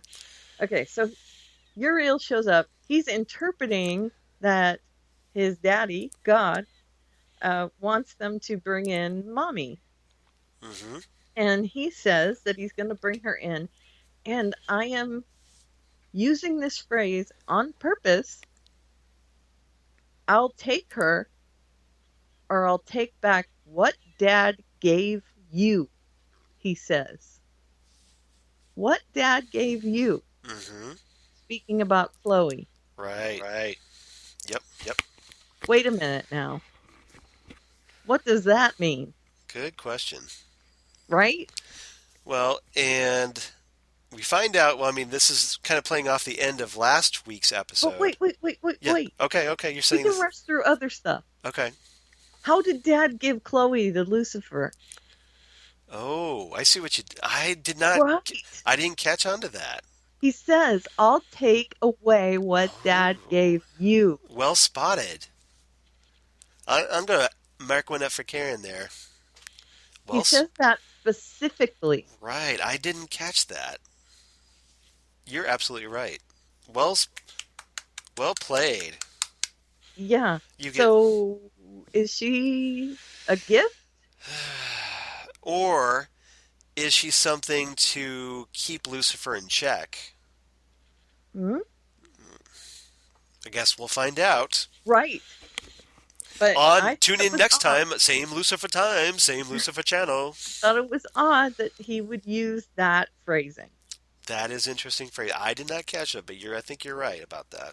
Okay. So anyway, that's why I wanted to emphasize that. I'm glad you did, because, again, cold medicine. I know. So, yes. Okay, so. Just spell it out for me in big block letters. He wants to set up these accidents as kind of a blackmail-y thing in order to get Lucifer to turn over their mother. And he continues to try and go through with it over and over. And it's not all going all the way through, obviously, because he won't get his mother if he just goes through with it. Right. He has to do these like near hits sort of things. And Lucifer goes to Mom and tells her. Then they decide to tell Amenadiel, and they think Amenadiel still has his powers. Amenadiel apparently is the cooler brother. He's the one everybody likes. He's Mr. Popular. Right. Well, he's the more menacing of them, I guess. And well, apparently he's the one that kind of like he was Daddy's favorite. Mm-hmm. So he's the kind of one that kept everybody. He was the brother that kept watch all over the other brothers. Right. So Lucifer says, well, all you got to do is go talk to him, because if you talk to him, then he'll back down. And apparently Uriel was the brother that nobody liked. Right. And you can see why. Yeah, because he's a twerp. Right. And apparently his main power thing is predicting patterns. Yeah, he's the butterfly effect angel. the worst power ever, right? I mean, it's No, just not necessarily, because you can do some really cool stuff. You basically, sure, his whole thing is like, okay, domino effect. yeah, Things that like basically I can set things up and just by blowing this feather into the air, somehow it will trigger something that will trigger something that triggers something that kills somebody right. or what But have you. it's not stopping time and No, stripping a robber of everything but his tidy whities and putting a tiara on his head. I mean, that was but it amazing. but it is dangerous because you don't see it coming, Right. That's true. right? I mean, Yeah. if it's not overt, Mm-hmm. but it blindsides you, Yeah. and Okay. you can't prevent it. Right. Okay. Yeah, it's That's pretty that's dangerous. that's my take on it. It's pretty dangerous. I got that. Plus, he can anticipate, Right. although it's not foolproof. Well, there's one thing like he does at the end of this episode where he's like, "Okay, all I have to do is press this piano key, and it'll set off a thing where Chloe will be dead in 2 days, Right. Right. But and you'll never see it coming." not so much. Yeah. Uh, yeah. Okay. So the main thrust of the episode, though, was there was a case where a kung fu dude, like a He's from the his action movie action movie star. dude. Yeah. I was thinking like a Jean-Claude Van Damme I kind think of that's dude. kind of what they were going with, a Jean-Claude Van Damme archetype. Right. He got killed with his own nunchuck trophy, Which is pretty funny. right? Yeah. And it turns out that Lucifer is a huge fan, as well as Dan is a huge So fan. they're like broing over this action movie star. And that is my odd bondage title. That's the odd couple, definitely. Big time. And Chloe's freaked out by I this. have to say, As was I. loved it. I loved that they were talking to each other over stuff, and she says her one line is something to the effect of, "Okay, I don't know how to deal with this right now, but it's oddly cute. Yeah. It's oddly adorable," something like that. Right. But she also doesn't get it. Yeah. So the two of them were very sweet together, I thought. The guy's name was Wesley Cabot. He was star of this action movie series called the Body Bag series. Right. And they tried to pin it on his co-star partner, that they had separated and they weren't doing stuff together anymore. They had fallen out. However, it turned out it wasn't him. It was the dude's manager, who was played by Maurice LaMarche. No, Lamar. Lamar. Phil Lamar. Phil Lamar. Thank you. Yeah, so better Phil known Lamar. as Hermes Conrad on Right. Futurama. And Enter the Conrad was Yeah. my Yeah. quote unquote witty title. So he was doing it. He was carrying out this big plan to frame his client who was losing money, and he was sleeping with his wife as well, who was like this Playboy model and all this other stuff. So they end up, figuring it out after all this stuff and blah, blah, blah, blah, blah. Right. Oh, I should point out that Phil Lamar also played Jon Stewart, the Green Lantern, on Justice League Unlimited. Nice. He did the voice of that, yeah. He's done a million voices. He does, but yeah. Yeah, that's very nice. Yeah, I just thought I'd bring that up. Okay, so that culminated again with Chloe figuring out who it is. She went to the hotel where they were having lunch, and in that moment, Uriel sets up a chain of events of the guy, the other action star, is going there to kill his wife, and Chloe was going to get in the way. And I think it's because of whatever Chloe is, if she's some sort of mythical, otherworldly creature, she ends up being able to talk him down on her own. She doesn't fall into this trap that Uriel sets up for her. She talks the guy off the ledge, talks him out of shooting the gun without Lucifer's interference, without falling into Uriel's trap, and they end up taking everyone away on their own. And then there's this whole thing with Uriel at the end where, Uriel knows his plan is foiled, but he has this big dagger, and he Yeah, instead the blade of Azrael. right, which is super super duper strong. It can Well, apparently obliterate. it can kill their mom. Right, it can obliterate their mom. So instead of just taking out Chloe, because he realizes that's pretty futile at this point, Mm-hmm. he's going to just go for the gold. And instead of taking mom back to hell, he's going to just obliterate her. Right. Because there's no interpreting what dad wants at this point. So he's got this knife, and he ends up going to this church. They have this fight. He drops the knife, and he's knocking out Lucifer, and then Maze comes in, and that is the kick-ass fight of the week, I think, right? Well, it was, but it was all too short because Uriel just hands her ass. It's true, but it was awesome. I loved it. It was a cool little throwdown while it lasted. Yeah, it was. But of course, the knife is within Lucifer's grasp, and before Uriel can get the job done, Lucifer stabs him and takes him out. And then he does his little, didn't see that coming, did you? Right. He does. But this is quite the serious moment because Lucifer kills one of his brothers. Yeah. Which is a turning point, which is something that cannot be undone. And it is a very pivotal moment in his life, I'm assuming. And I'm sure there are going to be repercussions for that. Big repercussions. And he goes straight to his mother. His mother realizes that's what's happened. I don't know what's going on with Charlotte, whether she's a good person or a bad person. Who knows? I'm siding on the side of bad. She's a bad person. She's just lying low until the end of the season, I'm sure. Yeah, but I'd be willing to bet that there is a little bit of comforting happening here because they are her sons.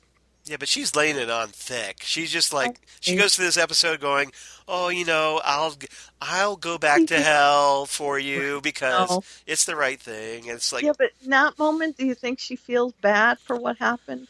No, a little bit. No, I think so. No, she's playing everybody. All right, and of course, her name's not Charlotte, so we still don't know. This is Tricia Helfer, who played number 6 on Battlestar Galactica.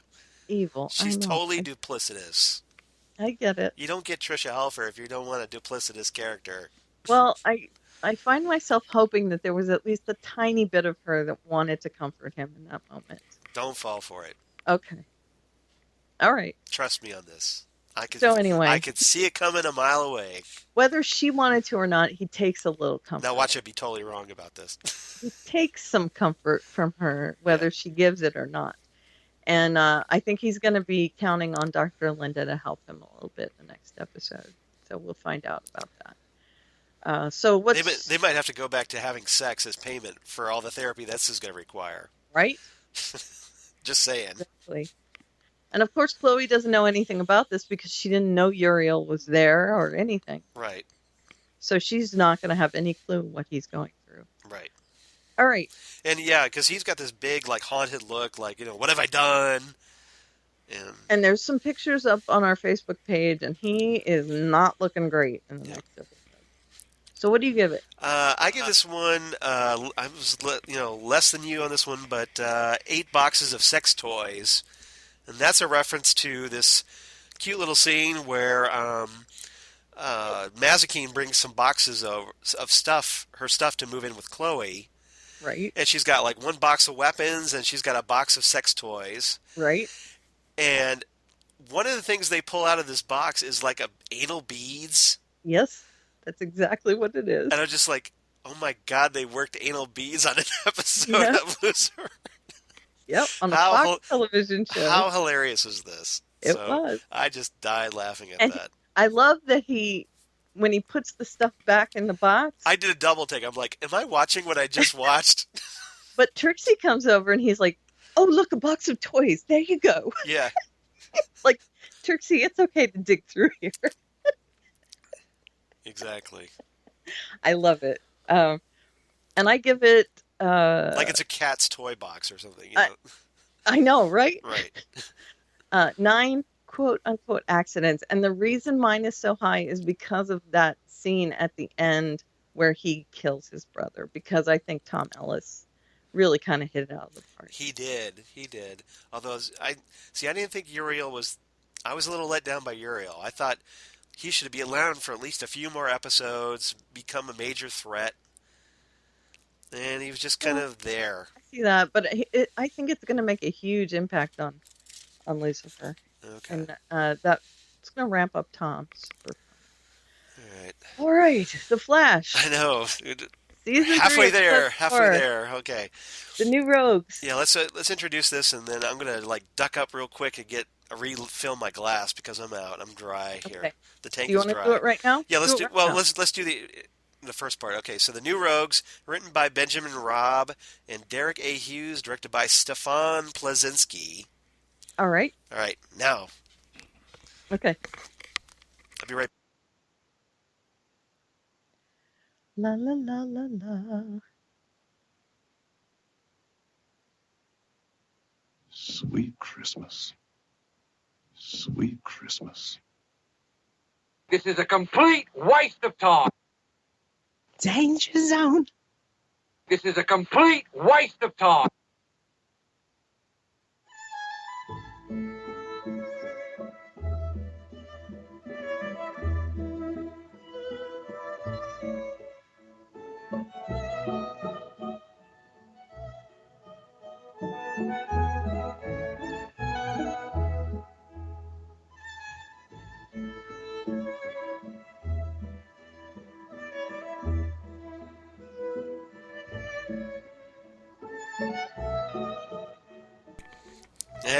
Yeah, I'm back.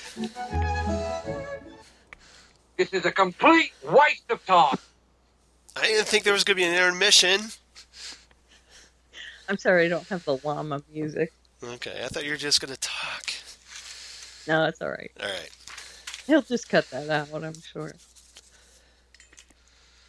All right, let's just dive right back in. All right. The Flash 304, The New Rogues. You gave that information. Yep. My A, B, and C story. I may not know Snart, but I know what I like. Nice. Get it? Art? Yep. Okay. B story. Now you're playing with portals, which is a meme for, what is that game called where you play with portals? Portal. That's it. Hey. Thank you. Good job. I've seen the commercials. Good. I've played it. I don't know why I don't remember. Killer crystals. And you might know why I used that. Well, yeah, because of a certain crystal frost. Or, right. Yes. Okay. And then close, but not that close. Right. Let's get that out of the way. Joe is not happy watching them together. He's a little skeeved out by it, to be right. To be blunt. Right. And he likes his family close, but not that close.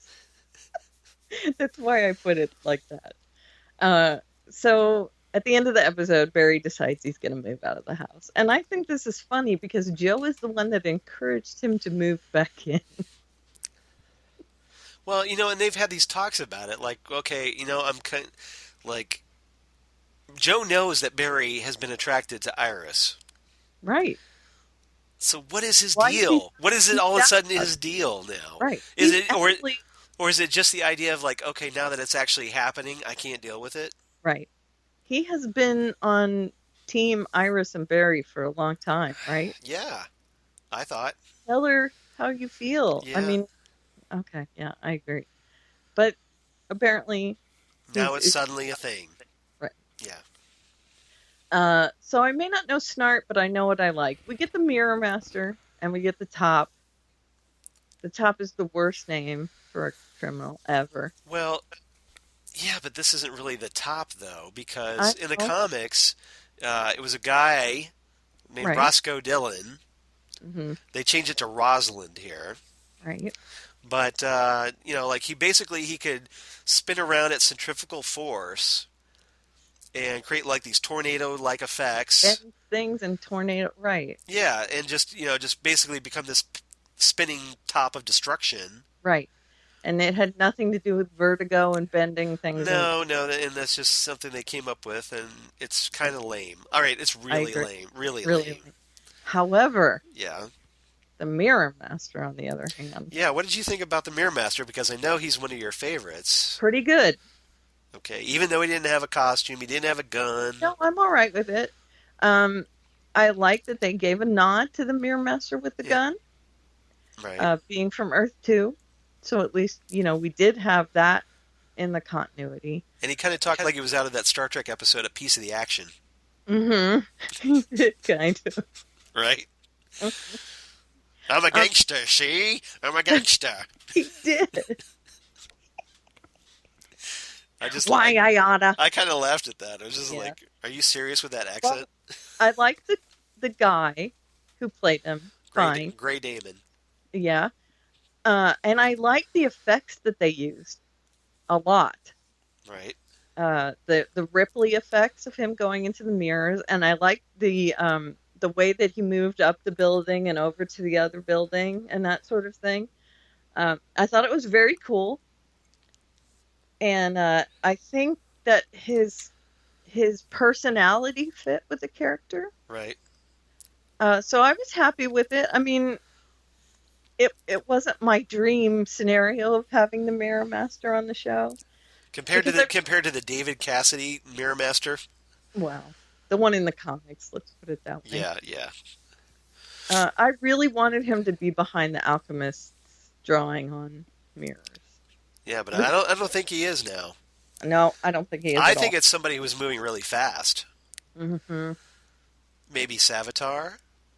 Oh, you thought it was going to be go in a different direction, but I'm thinking maybe Savitar. I think it might be Savitar too. Now that you say it, you're welcome.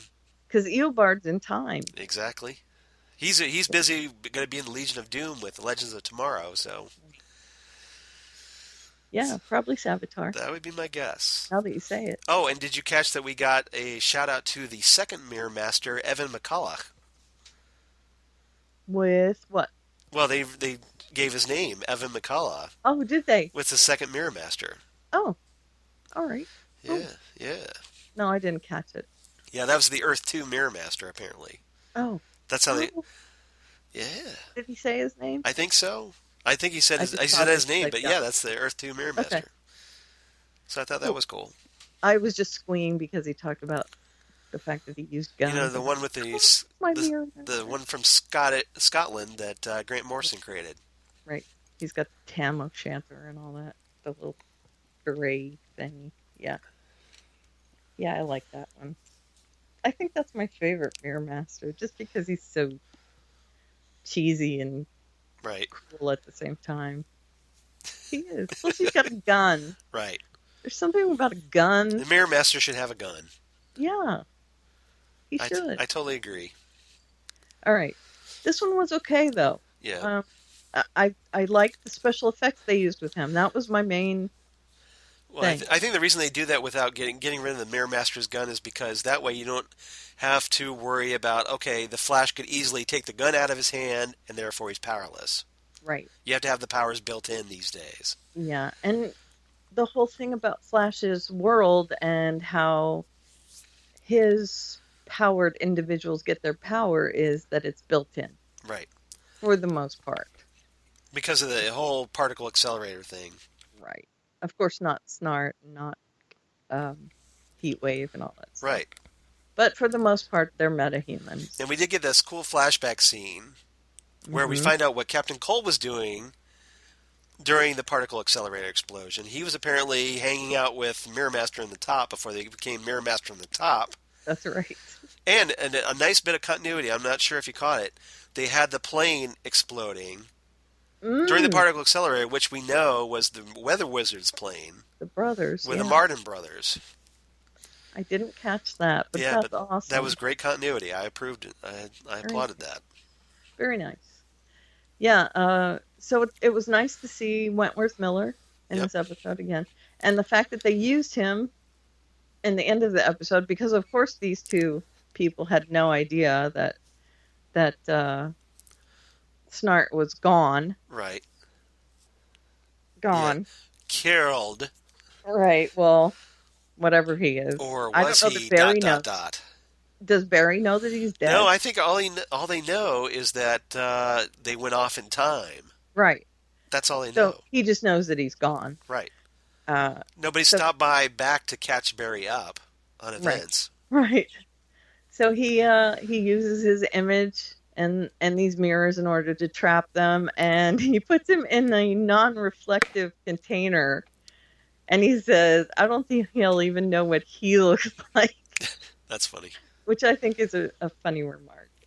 So yeah, there's that story, and in that process, he's also training Jesse from Earth 2, who is starting a little thing with Wally. I was loving Violet Bean as Jessie Quick in this episode. So bad. Right. I mean, they gave her Trajectory's leftover costume. Right. Redid it a little bit. Yeah. To look more in line with Barry's, but different. It kind of looks more like Jessie Quick's costume in this storyline called Terminal Velocity, which was during the Wally West comic era, like issues 95 to 100. Yes, I'm totally geeking out about this. Flash Volume 2. No. But yeah, issues 95 to 100. But I just love it because it's one of my favorite storylines by Mark Waid. And she has a kind of like a female Flash costume in that storyline. Because at the time, Jesse's being groomed as Wally's successor because he thinks he's going to die. Right. Instead, when in fact because Bart Impulse isn't mature enough to take over. But little does Jesse know that she's getting played by Wally to kind of get Bart to step up a little bit. I see. That's not very nice. No, it wasn't. But she got over it. That's pretty misogynistic. Well, yeah. I didn't write it. It's true. I didn't write it. I'll have to talk to Mark Waid the next time I see him. Yeah. I have met him several times. So. I always thought that, it should I'll yell it. I would have been fine if Jesse took over as the Flash. I would have supported it. Me too.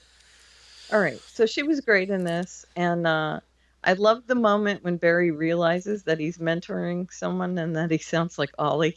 That was funny. And he gets stuck in a mirror. Yes. Near the end of the episode, they decide that cooling it down is going to help him get out. Right. And they can't get it cold enough. But look, they got to help stop the bad guy, so they got to all take off. And Caitlin does this little on the side. I'm gonna cool down the mirror. Now, before that, what happens though? Because they have to try to communicate with Barry while he's in the mirror. Yeah. So he's talking backwards. Mm-hmm. And they put a little thing on there. Well, and they make a reference to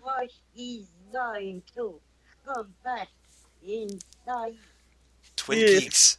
Yeah. You want to play that again? Because I think, a little louder.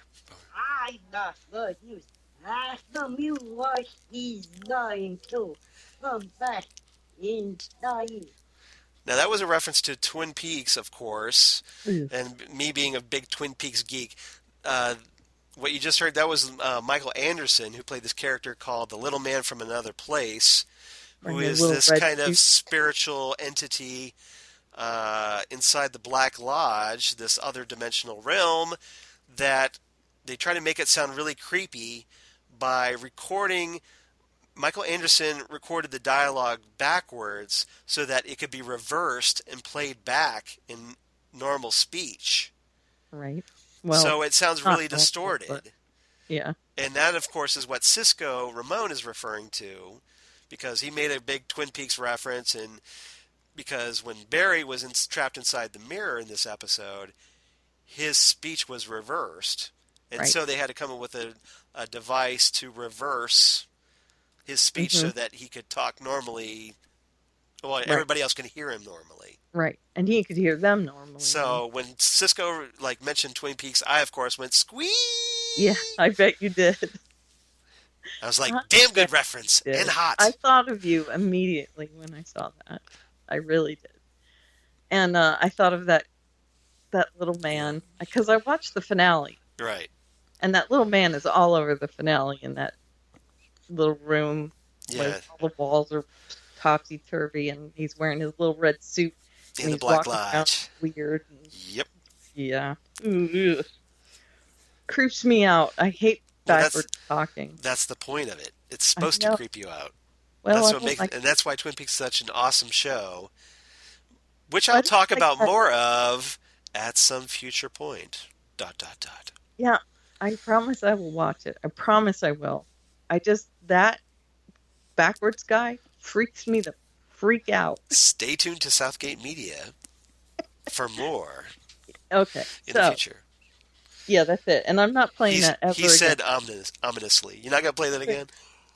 No. Do you want me to play it again? No, you don't have to play it again. Well, it's going straight into my head. That's okay. And it's freaking me out. Okay, so. It's supposed to freak you out. Yeah, I love that they referenced that. I really did. I love that they referenced it because I knew that would make you happy. It was. It did. So yeah, she uses her power to cool down the mirror all the way. He manages to get out, and this is my Killer Crystals thing. The first incarnation of Killer Frost was named Crystal Frost. Dr. Crystal Frost. Mm-hmm. And apparently she had a big crush on Professor Stein. Right. Martin Stein back in the day. Right. But which is weird. Martin had no time for her. He's like, girl, I got science to do. I am not interested. And that's what turns her bad. Right. Well, basically, she ends up getting locked in this special new refrigeration unit. Mm-hmm. And instead of dying, she, of course, gets turned into Killer Frost. Right. And she goes around, like, sucking the heat out of everybody by kissing them. Right. And she needs heat to live. Mm-hmm. So she's like a heat vampire. Right. But she also has ice powers and stuff. Right. Well, then they come up with a new version of Killer Frost, Caitlin Snow. There was one in between. There was Louise Lincoln. Yeah. Who was the second Killer Frost. Right. Who basically was just like a regurgitated clone of the first one, practically. Right. She wasn't around for very long. No, she wasn't around for very long. Right. And then Caitlin Snow. But I thought, what if they... Who's going to be joining the Justice League of America in DC Comics? Really? Really. Really, really. That's awesome. Yep. Okay, so we can't call her Killer Frost in this. So what if they used Crystal Frost? Why can't they call her Killer Frost? Well, she's not a killer. Yet? Who's to say that this transmutation... Because you notice how freaked out she was when that hair at the end of the episode. She's not going to go bad. Well, she goes a little cuckoo for Cocoa Puffs. She's upset about it. Yeah, well, maybe she flips out. All right. But I don't want her to be. I want her to be. I want her to be a villain. I'm putting forth the word crystal, at least. I want to give her to be a villain. I want to see, like, Firestorm versus Killer Frost properly. And I thought it was really interesting that... Bring Roddy back and make it really ironic because, hey, I'm a supervillain now. Yeah, and that Crystal was infatuated with the professor, and of course, Caitlin was in love with Ronnie. Right, right. And they were both the two halves of Firestorm. Yep.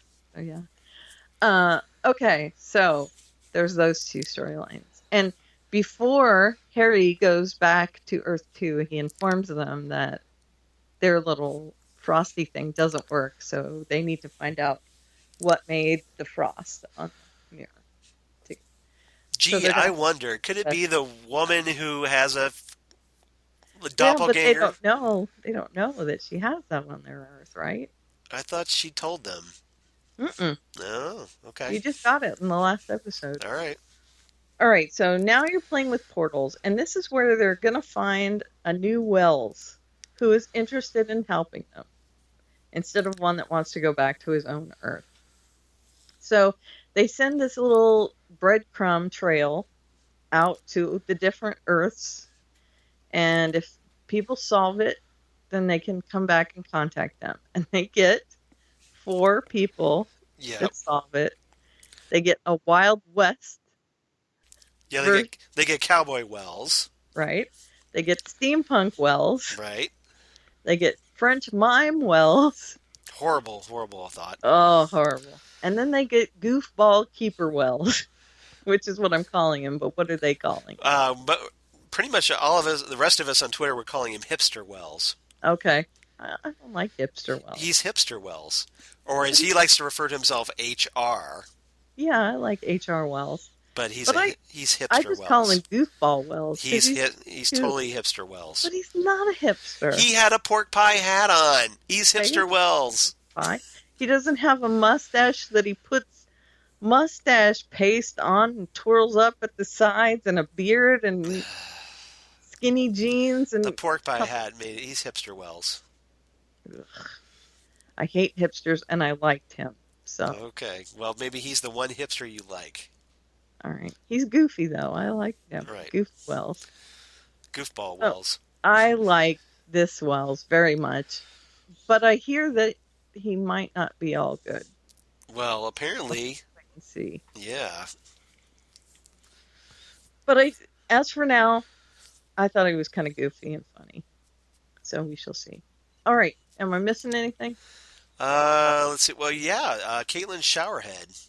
We kind of glossed over that. Well, yeah. She gets in the shower. Yep. Turns to ice. So basically, everything freezes up in her shower. She gets out of the shower. She notices that her hair now has this big white streak in it.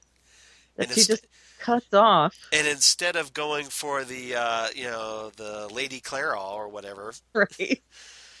Or, that she just goes right for the scissors. Right. Which horrifies me. Yep. And her lips turn blue as well. So she's starting to actually turn into her alter ego, which is a little scary. Yep. All right. And we're dead on. Yeah, we are in this one. So my rating for this episode, of course, 8.5 frozen showerheads. There you go. And your rating? My rating is 8.5 awkward situations. Yep. So we're in sync again. All right. Moving on to Agents of S.H.I.E.L.D. Who's that showerhead? Oh, okay. You got the showerhead sound effect? It's from Miss Ice. Oh, okay. My name is the Scarlet Cougar, and Emily's name is Miss Ice. Oh, okay. Nice. That's my sound effect. The Scarlet Cougar. The Scarlet Cougar runs in the night. That's right. Okay, Agents of S.H.I.E.L.D. Yeah. You don't want to stop and continue tomorrow or something? Oh, we can stop if you want. It's up to you. Let's go. Okay. Let's go. If you're able to go, let's go. No, I'm fine. Okay. Agents of S.H.I.E.L.D. Season 4, Episode 5, Lock Up. Lock Up. Written by Nora Zuckerman and Lila Zuckerman, the Zuckerman sisters. Directed by Kate Woods. Excellent. What's our A-B&C, Karen? A-B&C is minimum security. Yep. It's the maximum. The Director and the Detector. And Mass Hysteria Media. Dogs and cats living together. Mass Hysteria Media. Yeah. Exactly. Got it. First of all. Yeah. The book. I'm digging the book. The Darkhold. The Darkhold. Yeah. I'm really digging on it. I am hoping I think it's number 1 in the Amazon bestsellers. Do you think? I'm hoping they give more backstory on it because I'm thinking they're tying it into Doctor Strange. Doctor Strange, yeah. That's what I was suggesting last week. Okay. Or last episode. I haven't seen it yet. Have you gone to see Doctor Strange yet? It's not out yet. Didn't it open? Nope. Just everybody and their brother has advanced screening. Oh, I see. Yeah. Everybody. It seems like it's opened. It might have, but maybe it opened overseas first. Okay, I saw people saying they'd seen it. Yeah, a lot of people have, but unfortunately, it's not out till next week. Okay, next week. Yeah. So this is their entry into Doctor Strange. Trust me, if it was out here, I would have seen it. Yeah. Because that's why I love Doctor Strange. You know, I do a roundtable on Agents of S.H.I.E.L.D. for Nice Girls, which I linked on Facebook. But You do awesome work with that Nice Girls, by the thank you. way. Did you read it? I haven't read this week's, but I've Okay. read before. Well, I've they read some of said your other Nice Girls stuff.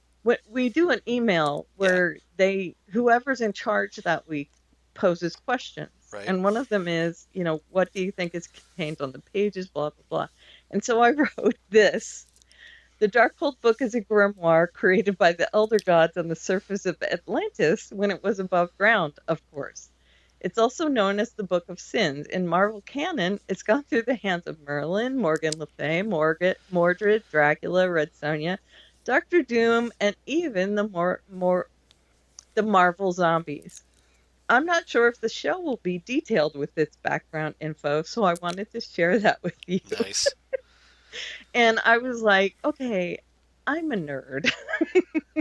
No, you're an enthusiast. And Ruben, who is one of the nice girls, she says, wow, thanks for that information. Since I'm a novice where the Marvel Universe is concerned, I had no idea what to think about the book. And now these details give me a bit more insight. So good, see? It's nice that I'm there. And she said, you know, privately, and not so privately because I'm sharing it with you, that it's a good balance because they're looking at it from a I watch the show kind of thing, and then I'm giving them that background info. So, you know, it's pretty cool. Now, and this is why I appreciate having you here with me doing this podcast. Because you have this knowledge. You research this stuff. You offer insights that maybe, like we were talking about before, that I didn't catch. Yeah. So that's just, well. This is why I appreciate you, because you have these insights. I'm kind of in my element this season with Agents of S.H.I.E.L.D. because of Ghost Rider. And it's not because of me so much, but because of the osmosis from my husband. Well, you might as well, put it to good use, right? Right.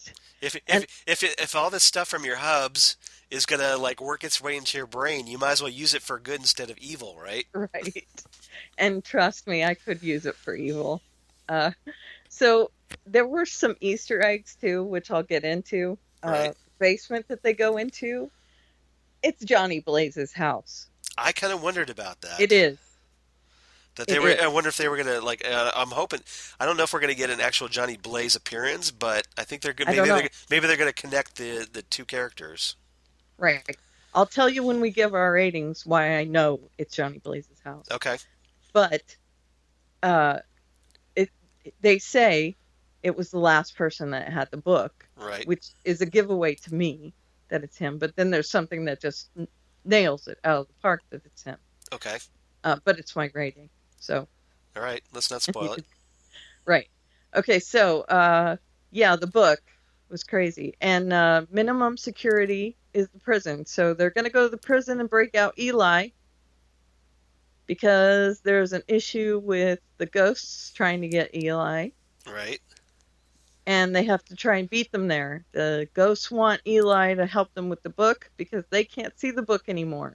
Yeah, they can. Lucy can't she opens the book up, but then she can't flip the pages. Right, and she can't see anything on them. The text vanishes. Right.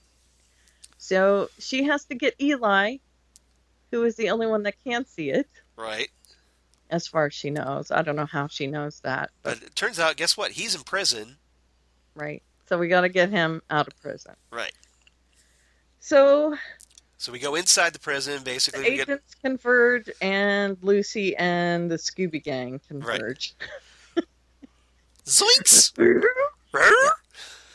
And it just so happens that Eli is Rob Grace's Roast Rider. Uncle. Yeah. Ghost Rider? Roast Rider. Roast Rider. Yeah. Now, how cool was it that there just happened to be chains there when they have to get rid of one of those ghosts? Yep. Because awesome fiery chains. Well, you got Ghost Rider. You got to have some chains around. Right. I mean, before we had chains when we had... we didn't talk about this because of our hiatus. But when you had Hellfire, James, JT Slade, Mm-hmm. one of the Secret Warriors, his whole shtick is fiery chains. Right. And then they have Ghost Rider, who also is noted for his fiery chains. Right. Well, and that's because, he's cars and bikes and stuff like Right, that. So right. chains kind of go along with it. It looks cool. But the usual Ghost Rider can conjure them. Yes. But in this case, I love that they were just there, sitting there. He just And made use of them. I'm like, okay, this is Right. cool. And he pulls them off. And I love that Mac is standing there. He watches him pick up the chain, wonders what he's going to do with it, and then all of a sudden it's like this fiery tentacle Right. of chain, and Mac's like, what am I seeing? I keep waiting for Mac to go, okay, that's it. I'm done. I'm out. Walks Yeah. right out the door. Doesn't Because look Mac back. doesn't have any powers, right? Mac's Right. just Normal human beat him guy. up, dude. Right. Yeah, and He's a big, there's- strong dude. That's about it. there's got to come a turning point, right? There's gotta, Well, he's been so opposed to anybody with powers. right? So I got to think, ironically, he's got to end up with powers at some point. He has to. Now, maybe it's when Lucy passes through him and he puts this crap into his spine, do you think? Maybe. Who knows? Yeah. But I got to think, ironically, he's At got to have some powers point. at some point. Yeah. Because he's such a whiny little biatch about it. Yeah. The look on his face was like, what? Yep. Yeah. So, Robbie goes to the jail. He's going to get his uncle out before Lucy can get him. But He on the manages- way, Yeah. He manages to get Eli out, but he has the spirit of vengeance. The spirit of vengeance is very powerful. Zarathos. Right. There is a member of the gang that crippled his brother in the prison. Chris from Fear the Walking Dead? Right. Gabe. Right. And he is already mad at them. Like, so mad. Madder than you could imagine. Understandably, he crippled his brother. They've got a little vendetta going. Right. Yeah. But the spirit of vengeance as well doesn't want to let go. Urges him So- on.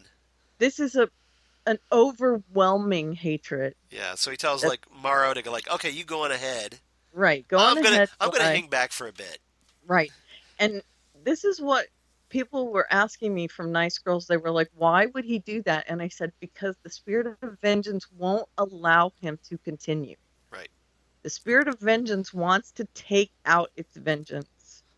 And that's it. It's single-minded. Once it has a target, it sets its sights on that target. Yep. So it goes back to talk to the guy. He manages to get its message out and says, everybody's dead from that night. And Robbie's last words are, no, there's one left. And then all of a sudden, there isn't one left. Whoops, wonder how that happened. Right. And I love the graphics. I really do, with his head catching on fire and turning into a skull. Yep.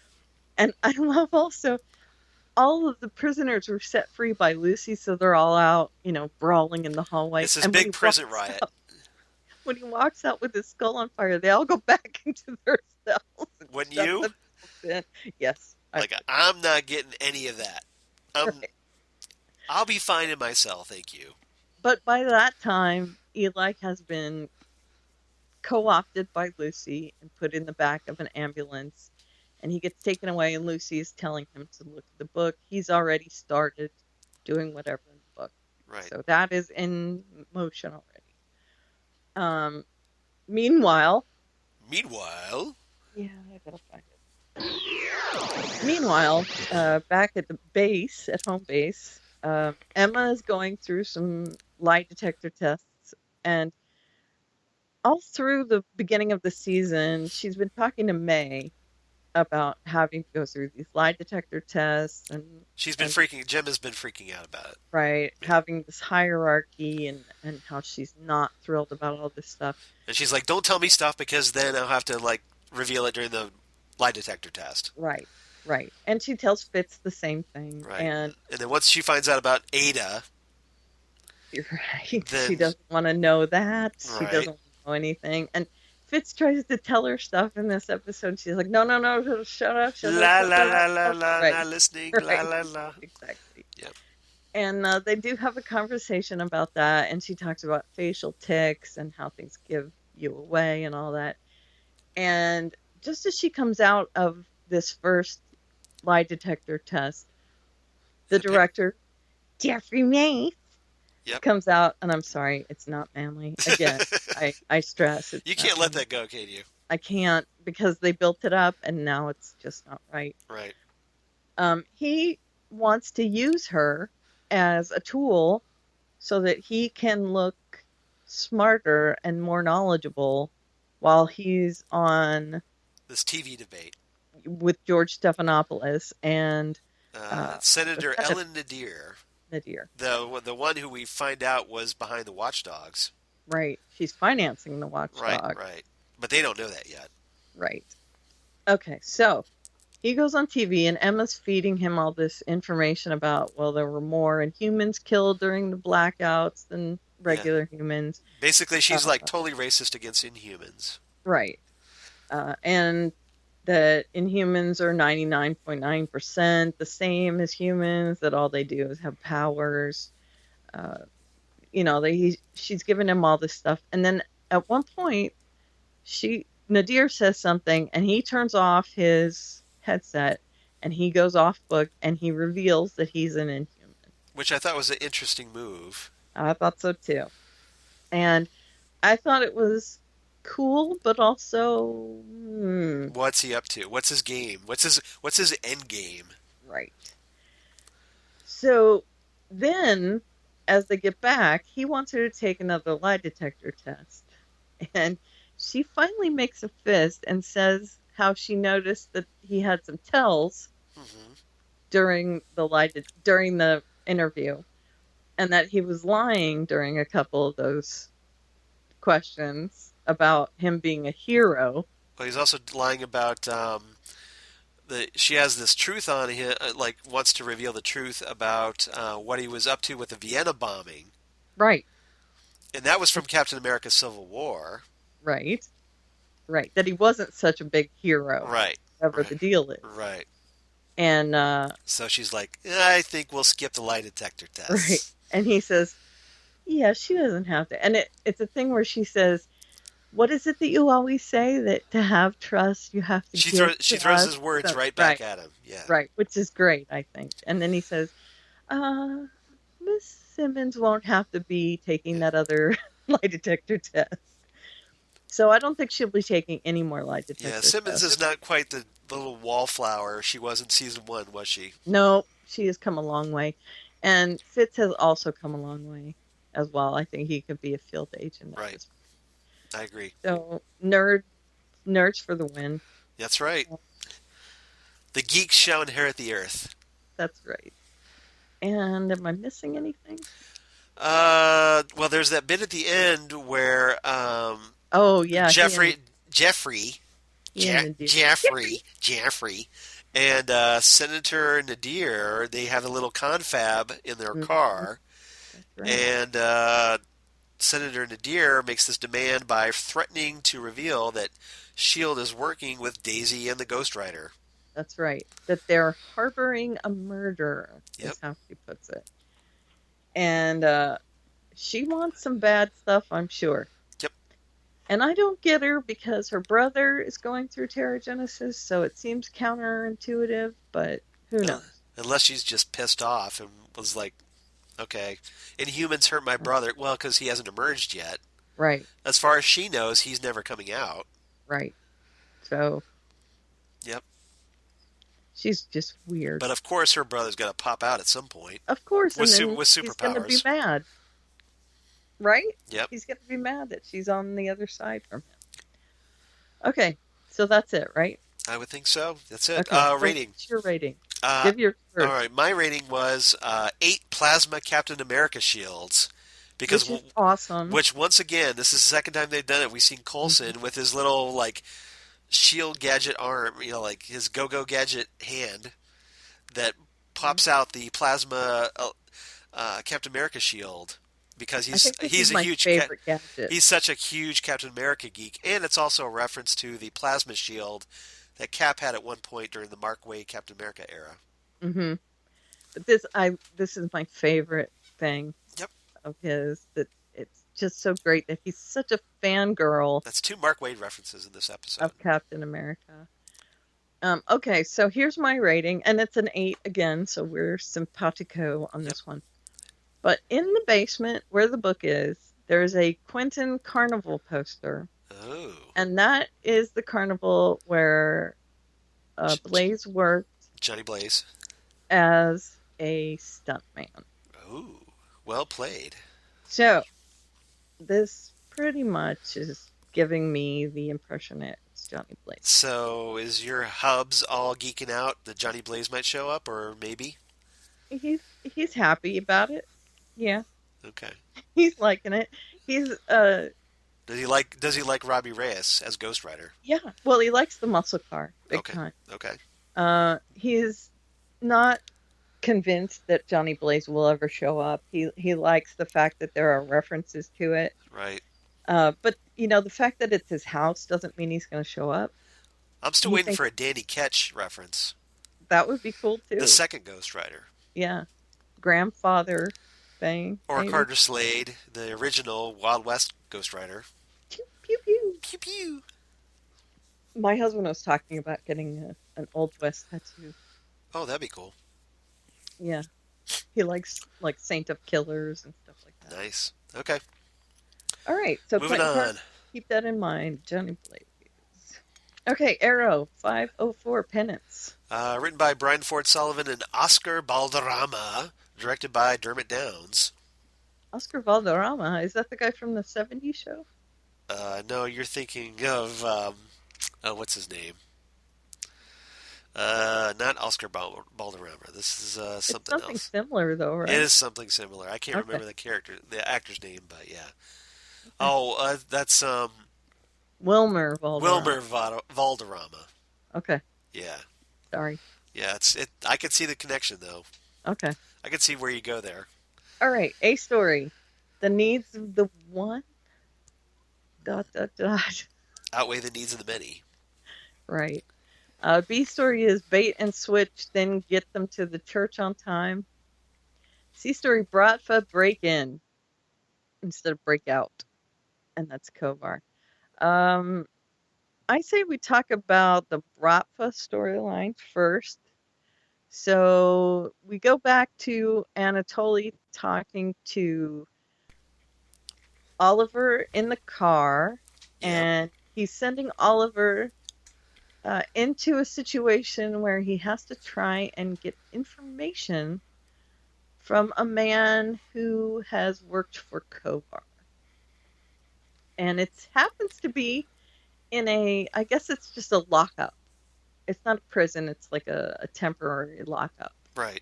So he ends up like throwing alcohol on him, Yeah, trying to make him pretend he's drunk. right? And he sends him over to a cop who happens to be like shaking down a hooker or something. And Oliver, he's pretty good at acting. Yeah, drunk. basically, yeah. Well, that's his like college bro thing coming out. He starts pounding on the hood of a car. Breaks the front light. Yeah, he of kicks the car, yeah. the headlight out. Right. And the cops, of course, take him in. Oh, you stupid American drunk guy, or whatever. Right. Yeah. He is still drunk. I take him in. So they take him in. He spots the mark right away. Yep. Gets over to him and Snaps his neck. Casually starts a conversation, and then slowly reveals that he knows who the guy is. Right. Asks him some questions, and the guy says, it's not worth me telling you any information because, I'm going to get let out of here, and when I do, then I'll get killed. And he says, You're not getting out of here. no. Yeah. And so he ends up telling him the information, and then Oliver does. Yeah. Well, he stands up in the middle of everybody, snaps the dude's neck, and everybody else is just like, Yep. Well, looks it's away. Bertha. Yep. Yeah. And the guards come in, and they ask him what went on, and he blames it on a drunken fall. Yep, he fell. right? And everybody's like, Yep, guess he fell. that's what happened. And the guards are like, they shrug. They're like, whatever. We don't care. Whatever. We don't care. Yes. We do not. We do not care. So they take him, and he goes back to the van with Anatoly, and Anatoly says, "You pass your third test. You are in the Batra now." And he actually gives him the flask to drink, and he's in the Bratva. So there's that story. Bratva bros. Yeah. Well, and now we know how he got in the Bratva. Yeah, exactly. So there. Now, the needs of the one. Now, can we stop having flashbacks? These are okay. They're better than last season's. They certainly are. They're better. That's not hard. Before. They're better than the last 2 seasons. Right. Can we please say that? Yeah. Yeah. Okay. I would say that. I would agree with that statement. Yeah. The needs of the one.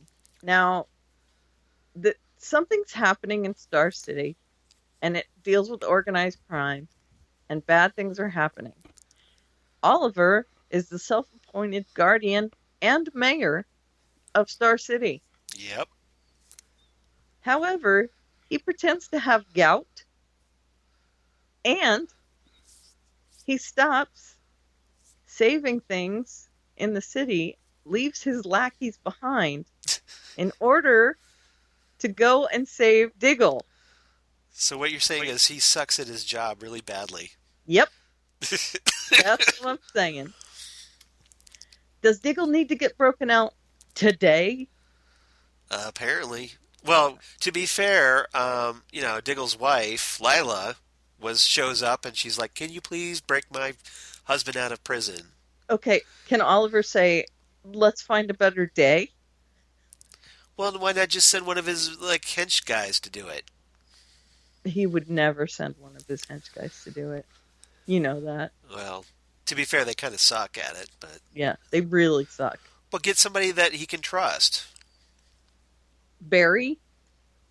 Why not? Because it's not crossover time yet. Oh, that's true. Okay. Still 3 weeks away. Okay, but all I have to say is this was the worst plot hole in the whole episode. It was a good episode. Right. Don't get me wrong. But would he really have taken off this time right now to go and save Diggle? Well, I agree with Felicity on this. Well, this is Arrow under the direction of Mark Guggenheim and Wendy Miracle. Right. So you kind of have to lower the bar really low.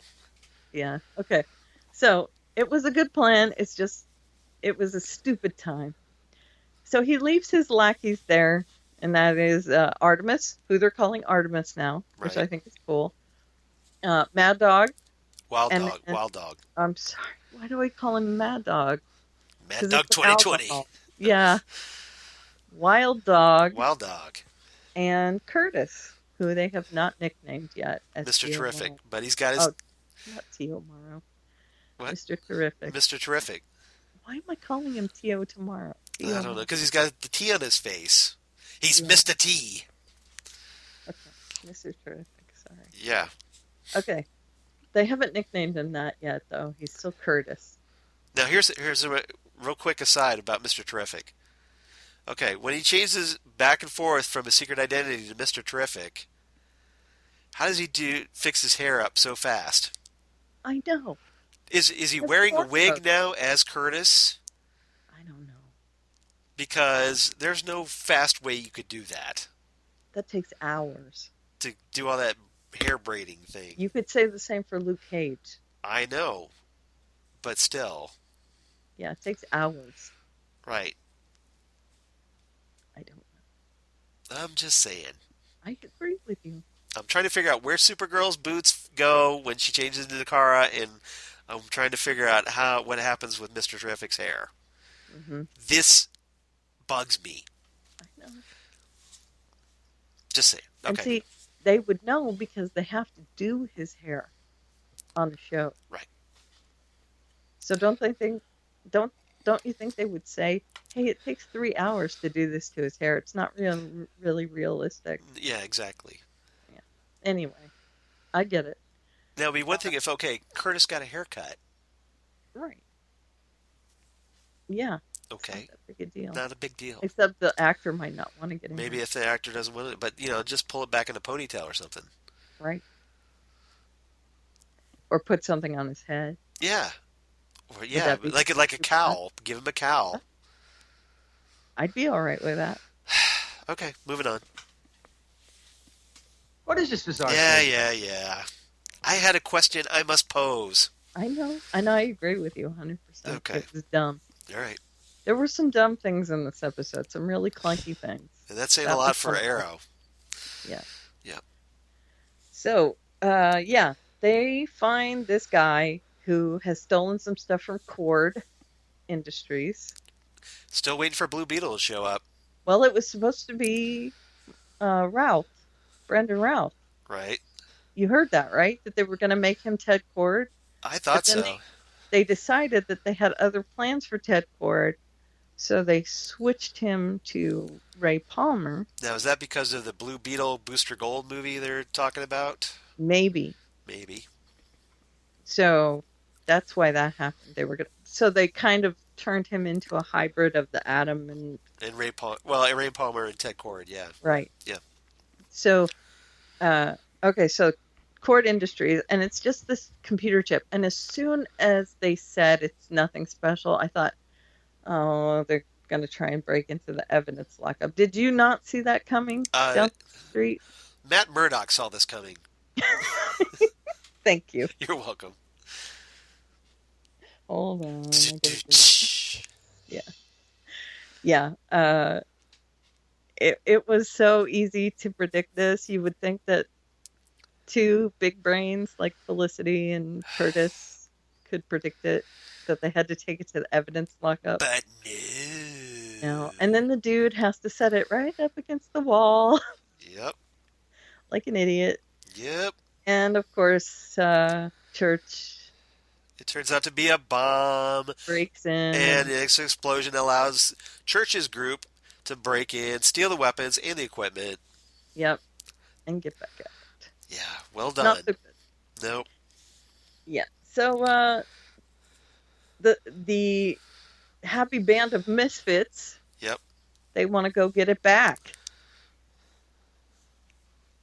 Yep. But Oliver is not there. No, he's busy infiltrating a federal prison to try and get Diggle out. And he's not even sure he wants to leave. Well, Diggle has said he doesn't want to leave, that he wants to pay his penance for killing his brother. Don't come and save me. I'm not worth it. Right. But finally he agrees. But his wife and his best friend decide they're going to go anyway at this time when they shouldn't be going, because there's so many things happening in Star City that they should be taking care of that. But I've said that already. Yep. And who's taking care of young Sarah? Oh, I mean, young John Diggle Jr. No one. No one. We don't know. Amanda Waller. Oh, no. Who knows? No. Laurel? Oh, no. No. Not that either. Who knows? Yeah, so they go to infiltrate Church's compound to get all the stuff back. And after a visit from Felicity, where she kind of does this thing where they make a truce, Ragman is back with the team as well. Yep. Now this is after Ragman had found out that Felicity was responsible for blowing up Haven Rock and killing his family and thousands of other people. Right. So he's like, he said that was going to bite her in the ass. Screw that, I'm out of here. Right. I mean, he understood why she did it, right? But he couldn't look at her and not think about what happened. So. And Felicity's like, well, I know I killed all these people, but why don't you come back to the team? Right. And he went, okay. Okay. And everybody's just conveniently overlooked this. Right. So horrible they break in and they get they take down the organization as much as they can, but Church escapes with Wild Dog. Yep. He gets captured. It's Wild Dog, right? Yes, Wild Dog. Okay, thank you. You're welcome. And Rags does this cool thing with all his little tentacles and Yeah, it gets a little hentai for my liking. yeah, I've seen And enough if hentai to know you where need this is look going. up hentai on the internet. I'm sure you'll appreciate it. No. Uruskadoji is my favorite, I think. Oh, really? Interesting. Japanese hentai. It has sequels. Uruskadoji 2, Uruskadoji 3. I think there's 5 of them. So anyway, yeah, he's kidnapped and he's being hung upside down. Only we could talk about like murder porn and Japanese hentai. That's right. In the same episode. He's being hung upside down and tortured by Church. And Church, of course, wants to know who was the Green Arrow. Right. Okay, what else do I need to talk about? Let's see. The Adrian Chase decides, okay, I guess I'm going to trust you vigilantes. Right. Is he not a bad guy in disguise? I mean, please. Well, he's not a bad guy. He's just another vigilante named the Vigilante. Oh, all right. D.A. Adrian Chase from the New Teen Titans Annual number 2. So he's just going to become a vigilante. Yeah. Well, he already is, I think, secretly. Oh, yeah? Because remember, we first episode of the season, we saw the vigilante on, like Oliver's kind of going through trying to figure out who to recruit. Right. And the vigilante, we saw like an image of him, a sketch, which was a nod to the George Perez. Remember me mentioning that? So yeah. So we'll see. Okay. What's your rating? 8 pieces of baggage. Yeah. Unfortunately, it's not emotional baggage from Felicity feeling guilty, but... No, that's what I meant. Yeah. Emotional baggage. Right, but she doesn't feel it, though. I know, but... She should, but she doesn't. I know. Okay, I gave it 8 rag tentacles because tentacle porn. Mm-hmm. Gross. It was kind of like all over, like Dr. Octopus had a seizure all over the place. Should I send you a copy of Uruskadoji? No, that's okay. I'm cool with that. I'm good with that. I can have it drop shipped to you if you want. I'm sure it's on DVD by now. Maybe later. When I watched it, it was on VHS. Okay. I really have seen it. I believe you. It's one of those things that, like, your friends go, you should see this. It's really stupid. And then you watch it and you go, oh my God, what is this? I'm rethinking our friendship. Mm-hmm, exactly. Yeah, okay. All right, okay, almost let's done. Come on. Tomorrow. 2 more to go. Episode 3, Shogun. Hang in there, people. We're only at 2 hours, 40 minutes. Hopefully, maybe he'll break it up. Hopefully. 2 episodes. Or chop this down. All right. Okay. Shogun, written by Phil Klemmer and Granny Godfrey. Sounds a lot like Granny Goodness. Directed by Kevin Tancharoen. Okay, Tancharoen. Who is an Asian descent. Oh, that's cool. Which makes him perfect sense for Shogun, this episode, because it's set in Japan. Feudal Japan. Feudal Japan. Okay, so I have the A story, A Family Feud. Right. Come on down. Family Feud. B story, Compartmentalizing. Ba-da-ba, ba-da-ba, ba-da-ba. C story, The Beginning of a Beautiful Friendship? Maybe. Or something more. I don't know. Really? More? Who knows? Yeah. We'll find out. Well, she can take the form of a gorilla, kind of, so I guess she could handle it. Pretty sure. Okay. The Family Feud. Yep. Definitely feudal Japan. Yep. And family part will come in a minute. So basically, we leave 1942 because of a stupid training exercise. Well, they, while they're in the time vortex, they decide, okay, well, Nate, who just found out, hey, I can turn into metal, right? Because of Ray's little serum, right? So they decide, hey, let's go have training session. It in gets a tiny little room right. that is right up against the wall Yeah. of the ship. So apparently these meatheads, these knuckleheads, are screwing around, and what happens? The hatch door opens. He breaks through it. That's true. You're right. He breaks through the side of the Wave Rider. Nate goes flying into the time vortex. Right. And Ray cannot leave a man behind. Right. So Ray, in his armor, puts visor down and dives into the time vortex. Right. They end up in feudal Japan. That's right.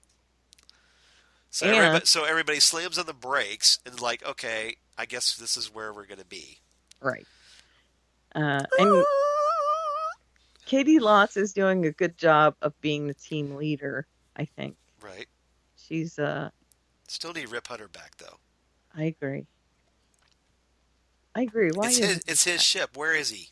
I was hoping he'd be in that compartment. I was hoping too, but like he's in there regenerating. Mm-hmm. In a little, and he like comes out and a different actor plays him. No, not a different actor. Well, they're going Doctor Who with superheroes. Why not go full Doctor Who with superheroes? I know, but no, I would want another actor to play. No, I wouldn't either. Because yeah. He needs to be that character. He needs to be Rory. He needs to be Ragman? Oh. No, Rory. I know. I'm just kidding. All right, so they land in feudal Japan. Of course, what's his name? Nate is thrilled because he's a historian and he wants to know everything. And he's so stupid. He talks about the fact that he's from the future. He gives away all these things. He tells them stuff that he shouldn't be telling them. Total time traveler novice. Oh, so dumb. Yep. And he learns about the fact that this woman who has helped him, Masako.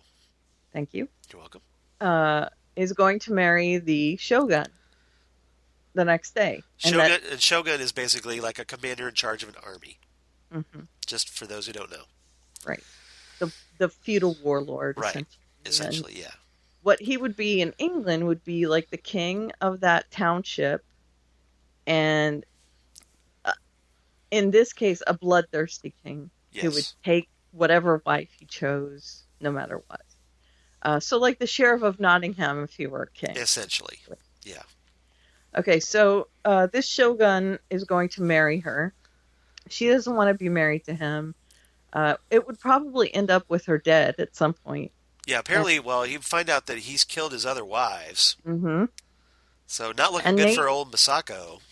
Right. Nate doesn't want this to happen, obviously. Nate's got the hots for Masako. Sure does. Although it's not going to go anywhere. It goes to a little bath time. Yeah. You get a little, little hot tub. Celebrity hot tub. That's right. Oh, yeah. Get a little bath. Sweet Christmas. Sweet Christmas. Nice. There was a little sweet Christmas this week, too. Yes, there was. So they, okay, he's trying to figure out a way to do all this. And he thinks he's invincible, even though he hasn't gotten his power to work. Right. He hasn't figured it out how to turn it on and off. Yeah. Right. So the guys come to pay her a visit because they found Ray in another field. They took his suit because they think it's a suit of armor. How does he not beat them with the suit on? I don't know. He just lets them take. They come up behind him and knock him out, and I'm like, what? I know, because Ray is an idiot. An idiot. Naive. Yeah. He's smart, but he's not street smart at all. Common sense. No common sense. Right. Right. And he puts in that little translator and he goes, "Have you seen my friend?" He's just so naive and dumb when it comes to stuff like that. So they take his suit.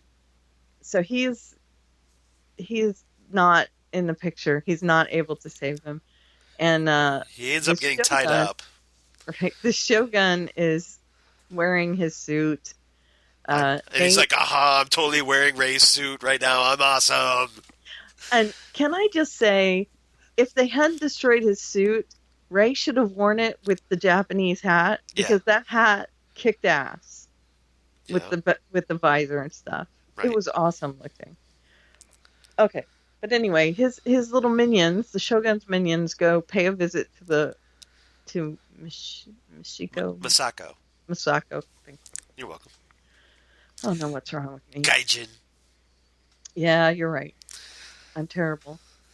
I had a friend who was a Twinkie. That's what she called herself. Really? Her name was Machiko. Yeah. And she talked just like me, Californian. And she called herself a Twinkie, yellow on the outside, white on the inside. Okay. Interesting. Is that like kind of the Asian version of an Oreo? Yes. Okay, got it. Just checking. Just she considered herself white. Let's just drop that. Okay. All right. Sorry. But that's what she called herself. Okay. I just found it amusing. It is amusing. All right. So his minions go to talk to Masako. The focus is failing. The tank is running empty. A long time. Do you need help getting through this? No. Okay. Okay. So the minions go and talk to Masako. She says that she hasn't seen another outsider, but of course she has. And he comes out behind her and starts to make trouble because he thinks he can turn into Citizen Steel. But no, he sucks at it, basically. He has no control. Yep. Yeah, he end up getting stabbed. Yep. And they have to take care of him. Yep. The team shows up at that point. They help him to heal up a little bit. Yeah. Now you got Sarah and Vixen, who are like basically being badass and taking out battling all these samurai. Right. And Mick Rory, Heatwave, he's geeking out because ninjas. Right. He's like, ninjas. Right. Yes. Which I was also geeking out about. Right. There's no such thing as ninjas. Yes, there's a thing as ninjas. Now, how does she... Vixen keeps bringing up ninjas. How does she know about ninjas? She's from 1942. Right. Nobody in 1942 knew about ninjas. Well... Nobody knew about them until 1980 when Frank Miller brought them in. Are you sure? Pretty much. Nobody knew it. You watch any 70s movie, unless it was like a Bruce Lee movie. That's the only thing that really brought him into it was like Bruce Lee martial arts movies. Nobody knew in 1942 about ninjas. Nobody talked about them. Well, I mean, they existed before you watch any movie on Turner Classic Movies, none of them, like that was during the 1940s, was about ninjas. Yeah, but they existed before then. They existed, but nobody in Western culture knew about them. Yeah. Especially someone from Africa. Well, and I could see where she would say ninjas don't exist, though. Yeah, but she would have never heard the term. Okay. Right? How would she, like, ninja? She should go, ninjas, what are you talking about? What's a ninja? What's a ninja? Yeah, something like that. And here she is talking like she's an authority of, like, whether ninjas exist or not. Yeah, it's a big anachronism. Huge anachronism. Well, can we just pretend that she has heard of them? Yeah. Okay. Somehow, Vixen from Africa is a ninja expert. No, not a ninja expert. Not a ninja expert, but she's an authority that knows of them. Yeah. It's like someone who has heard of unicorns and knows they don't exist. Okay. All right. Not expert, just okay. Heard. Somehow she heard about ninjas in Africa. They don't exist. That's it. And of course, Mick wants them to exist. Unless she, when she came over to join the JSA, she learned about them. Could be. Somehow. Sure. Okay. I'm not arguing against or okay. I know. I see your point. I just thought it was odd. I do know they existed long before that, I know this. I and I agree. don't know how prolific they They were. existed in feudal Japan. I just don't Right, know how she knows about them. right. I get it. That's all I'm saying. Right. So, how had she have heard the term at all? Exactly. How does she become acquainted with it? That's the Right, anachronism that bugs me. right. So, let's pretend she had heard of Right. ninjas. Right. Somehow. Right. Got it. And that's all she would have had to do is heard the term and know what they're talking about. Okay, so they don't exist. No. Of course they exist. Right. I don't like you. I don't like you either. I don't like you. That's basically the Vixen Heatwave conversation in this Yep. episode. Yep. They don't like each other. They don't like each other. Yeah. But by the But end then of at the end of the episode, they have a grudging respect. a grudging respect. That's it. Yep. She says, I can see where he's useful. I got you a souvenir. Fling. Yep. She gives him the ninja star, and he's like, oh. He takes it out of his sandwich and looks at it. Happy, like a little boy looking at a toy. He's squealing. He is kind of, isn't he? I got a present. Oh, sorry. I got a present. Okay, we're totally punch drunk right now. Okay. Yeah, I'm so tired. Well, okay, so they're in the feudal Japan. Let's wrap it up. Once everything is settled and all this, Ray tells Nate how to destroy the suit, and that ends up being the way that they solve everything. They destroy the suit, and because they do have some superpowers, they can subdue him, and they end up doing that, taking him out, and the town is saved, and yay, because of course it's Katana's. Yeah. Her ancestors. Right. Yeah. We find out it's Katana's ancestors. Right. The Yamashiros. Which it could just be, someone named Yamashiro because it's, Come on, it's Katana's. I know, it's the DC universe. Yeah, it has to be her ancestors because it has to be. Oh, and now the big event in this episode, of course, is when Jackson Stein, they're aboard the Wave Rider. Compartmentalizing. They're compartmentalizing. Okay, so just to kind of get through this quickly, they find a hatch. Are you saying I'm not doing this quickly enough? Well, you're a little unfocused. I know, I am. Sorry. That's okay. But compartmentalizing. Jackson's trying to fix the damage that Nate did when Gideon assesses the ship. Says all 36 compartments are in peak performance or whatever. He says, wait, there's only 35. Right.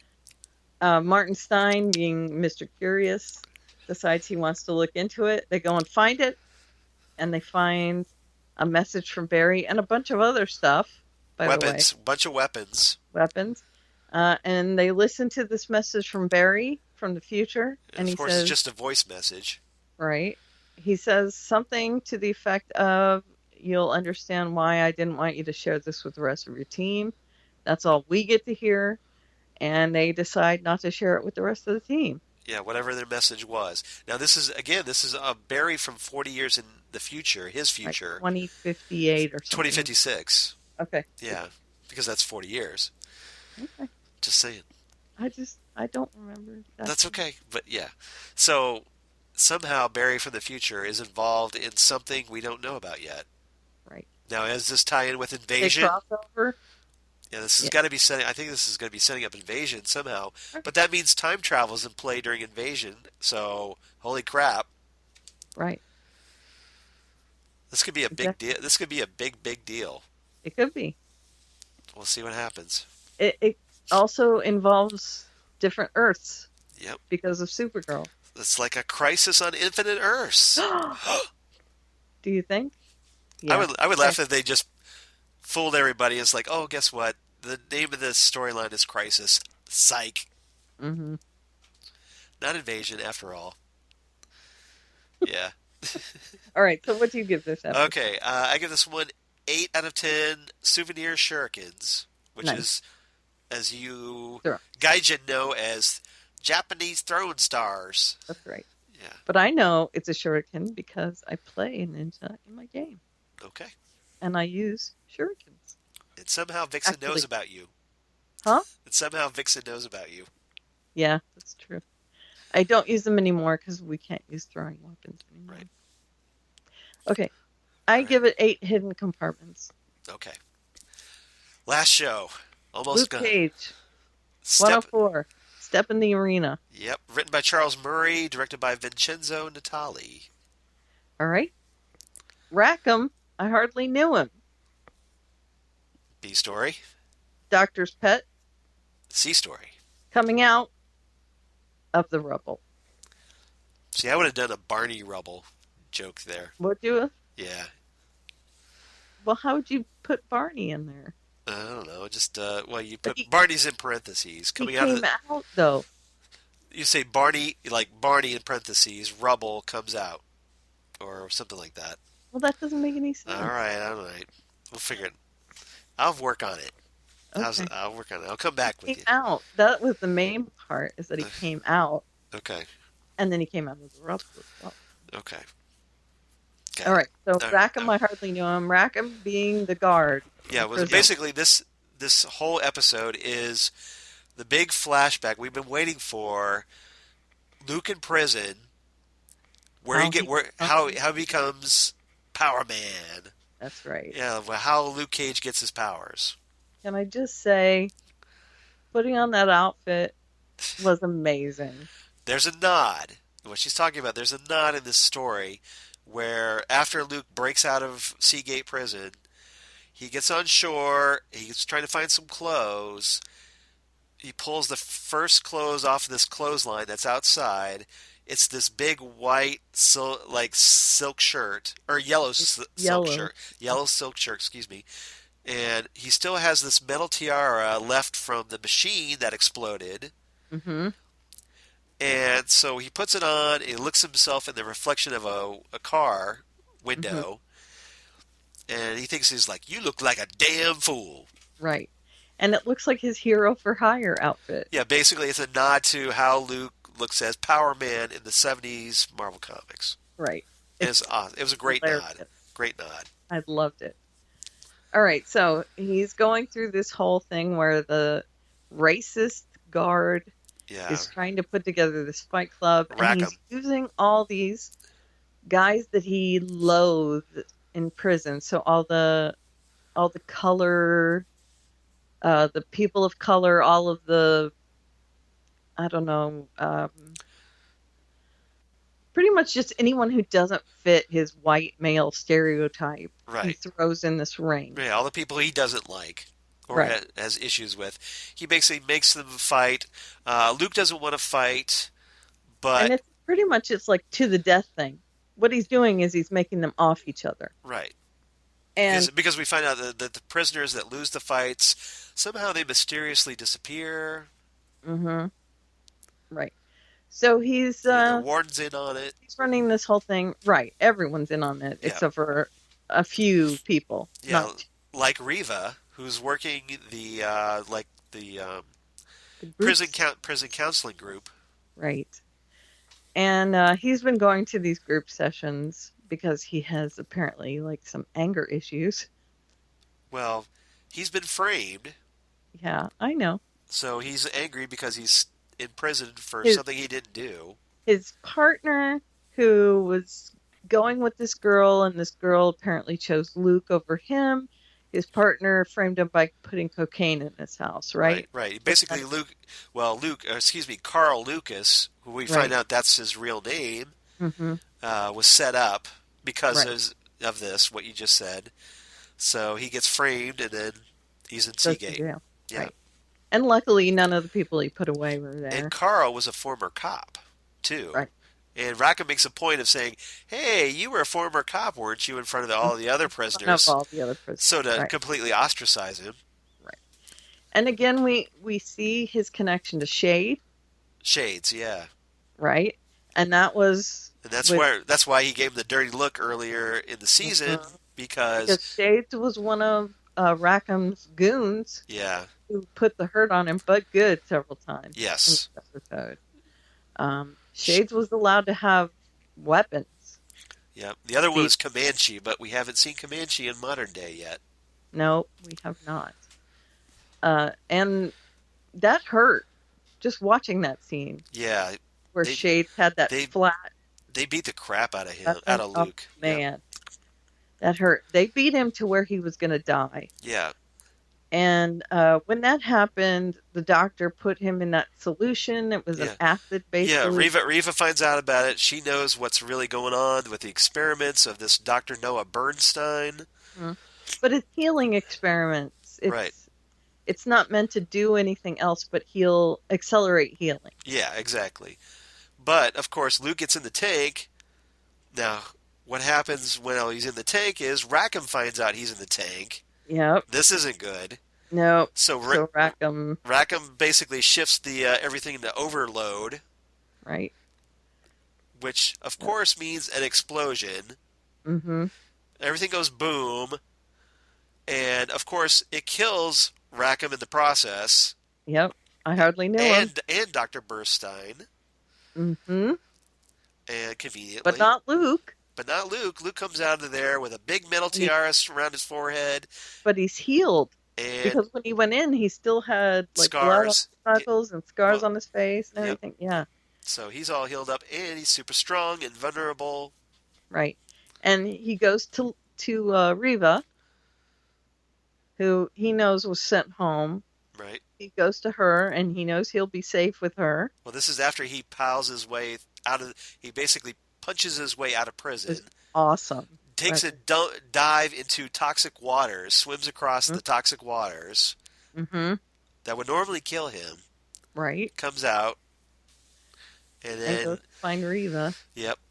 And he squeezes a bottle of shaving cream, squishes it, and just explodes in his hands, so which is pretty cool. Pretty cool. I love it. Yep. And thus a relationship was born. Yep. Between him and Reva, and he shaves his head and all that stuff, and he gets his because it's not the 70s anymore, so he shaves his head and his beard, and right. And I wondered, how would he even be able to grow a beard? How would the hair come out? Well, it comes out from inside of his steel skin. Well, it's it's steely too, so it pops right out. Oh, so everything. Just like Superman. Okay. All right. You know how Superman has to burn his beard off with heat vision in a reflected mirror. Okay. So his hair goes through his skin because it's the same strength. Exactly. Now, how he trims it, I have no idea. Well, he just used a razor. Yeah. So. Yeah. This is what I'm saying. If he just used a regular razor, maybe hair follicles aren't invulnerable. Okay. Just the skin. All right. I'll give you that. Just saying. It's just something the dermal layer is invulnerable, but the hair isn't. But then how does the hair come out is what you're saying. Right. Yeah. It's a little, It's comic books. I won't worry about it. Roll with it. Okay. Yeah, okay. So, that's born. But now we flash to the present day where Genghis Khan's has been bombed. Right. Luke's bad cop. Yeah, Luke's trapped in the rubble with Connie. Right. She's got a broken leg. Both alive. Husband's alive, and he's outside. Yep. She's got a broken leg and the bone's showing, which is, ugh. Man, I was all ooged out of that. Compound fracture. Yeah. So he talks to her and he says, we got to get out of here. And Connie, of course, knows about his issues, his powers. So he just lifts the thing off of her leg and he says, can you crawl out here? He gets her to crawl out a little bit. And then he does the same thing. It switches between the two scenes where he's pounding his way out of the prison and he's pounding his way out of the rubble. It was a great juxtaposition. Yeah. Yeah. So he pounds his way out of the rubble and he comes out. He brings Connie out as well. And there's reporters there because it's been a few hours. And they're understandably freaked out that some dude just punched his way out of the rubble. Right. And this is where I said coming out of the rubble, because once he comes out, he says, Yeah. I'm Luke Cage. Right. And he's, of course, going to announce that He goes public. Powers, right? Yeah, basically. And this is a big change for Luke because he was a very private person, obviously, and now he's just like, okay, I got to step up. He has to. Right. And this is him coming clean, and he's going to try and help the neighborhood. And he had to do this in order to help Connie and to maybe help whatever's happening in this neighborhood. And we'll see how he does that next and week. Take down Cottonmouth. Cottonmouth. That's okay. I'm getting tired. I know. All right. So what's your rating for this episode? My rating is 9 huge afros because awesome. Yep. That's what my hair looks like if I cut it really short, by really? the way. Yeah. Yeah, Luke's... Except it's blonde. Excuse me, Carl's hair kept getting bigger and more afro-y. Yeah. And then, he finally cuts it down to a manageable level. Yeah. Before he shaves it. When I had my hair cut short, it just went all curly Q up, yep. Yeah, and I give this one, again, we're in sync. I gave it 9 old school metal tiaras. Nice. He looked awesome. I want to see more of him in the yellow shirt. I want to see a full on with the gauntlets and and the poofy shirt. No, yeah. I'm okay with not seeing it again. It was cool to see him in it and give a nod to that. I love that stuff. I know you do. All right. Okay. All right. So that's it. We finally got through all the shows, people. We did. Okay. Do we have time for Justina? Yeah, come on. All right, real quick. We're already long. That's true. All right, let's play Justina. I'm not trying to be disrespectful, Justina. No, he's not. It's late. Hopefully Rob will split this up. Yep. So here's Justina. Hi, Karen and Charles. Another amazing episode of Supergirl. I really love the way this show takes on some of the social issues of our time. They're talking about equal alien rights, but that concept can definitely be applied to equal rights for everyone, everywhere. I'm interested in the fact that Sean John finally let his guard down, and while in that vulnerable state, he got a really big surprise. He's not the only Martian on Earth. I wonder where that storyline will go. Snapper Carr is a real bully.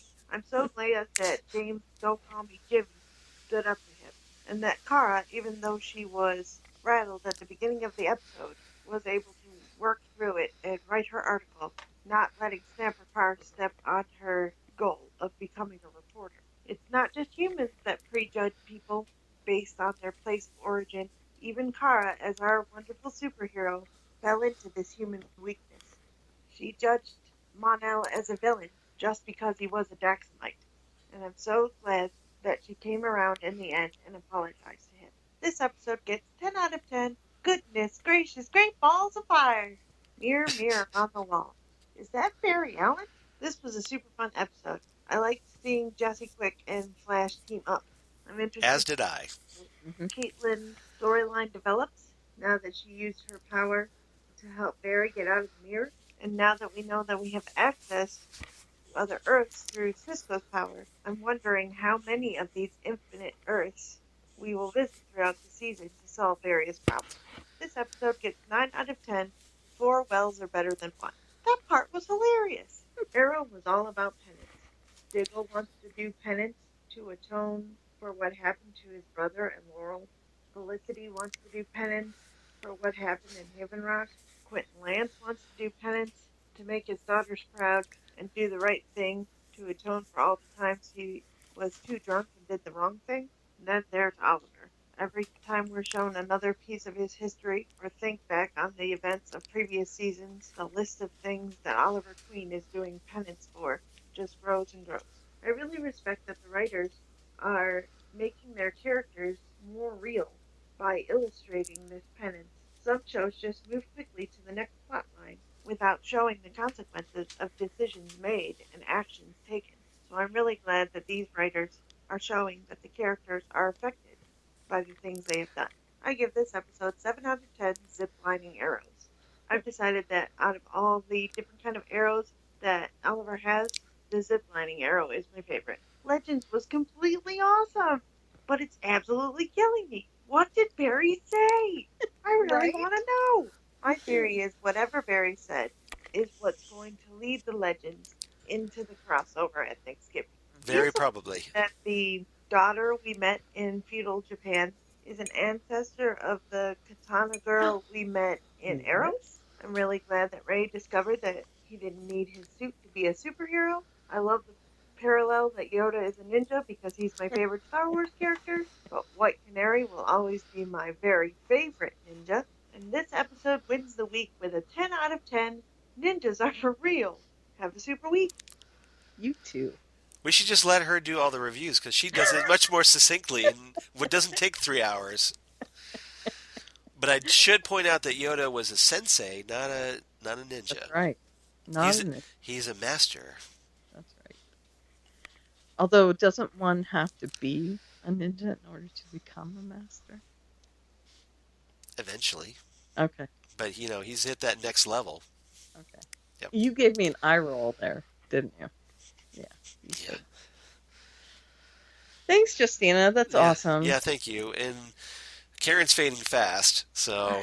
I'm getting so tired. I'm sorry I'm getting tired. My medicine. I started a new medicine 2 weeks ago. I just want to let you guys know.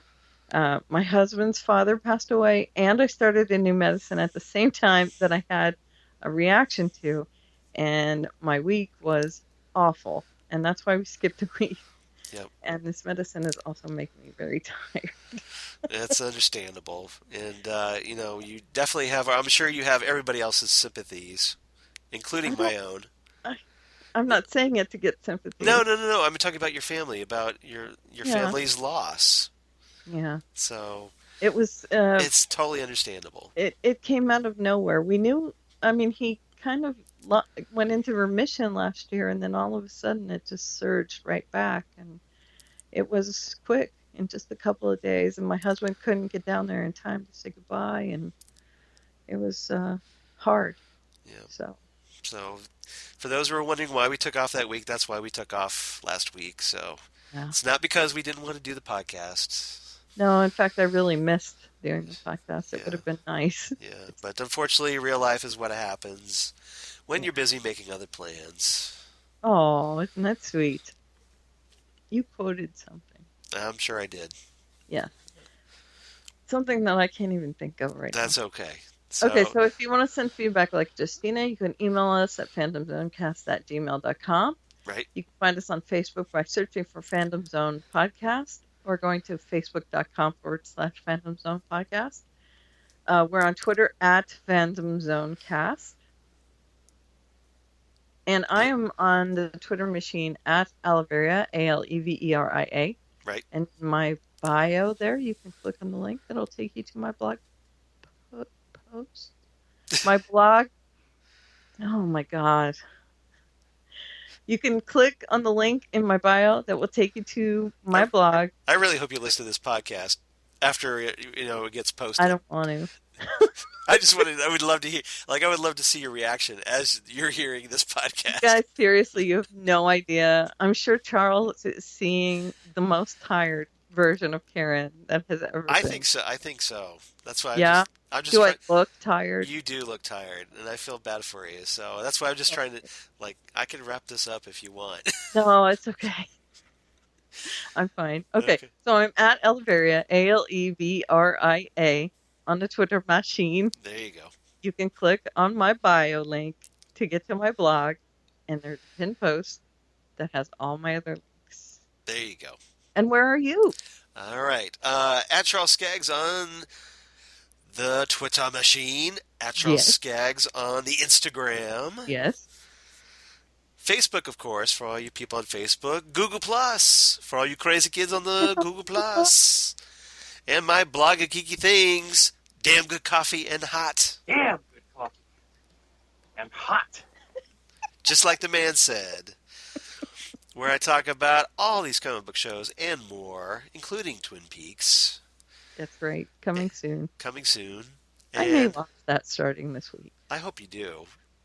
I should have watched it at my parents' house. Watch it when the light's off and it's all creepy. No. No? No.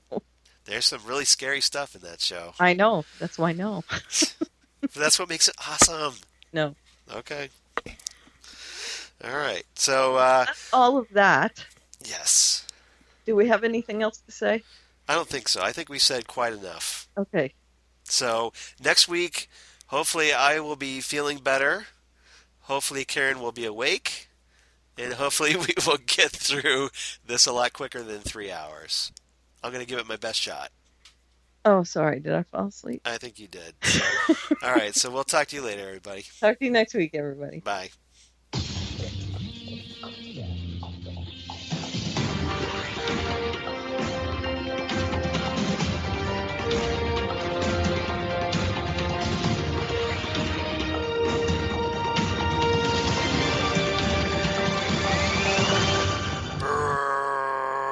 Go Tribe! Mortal Kombat! Go Tribe!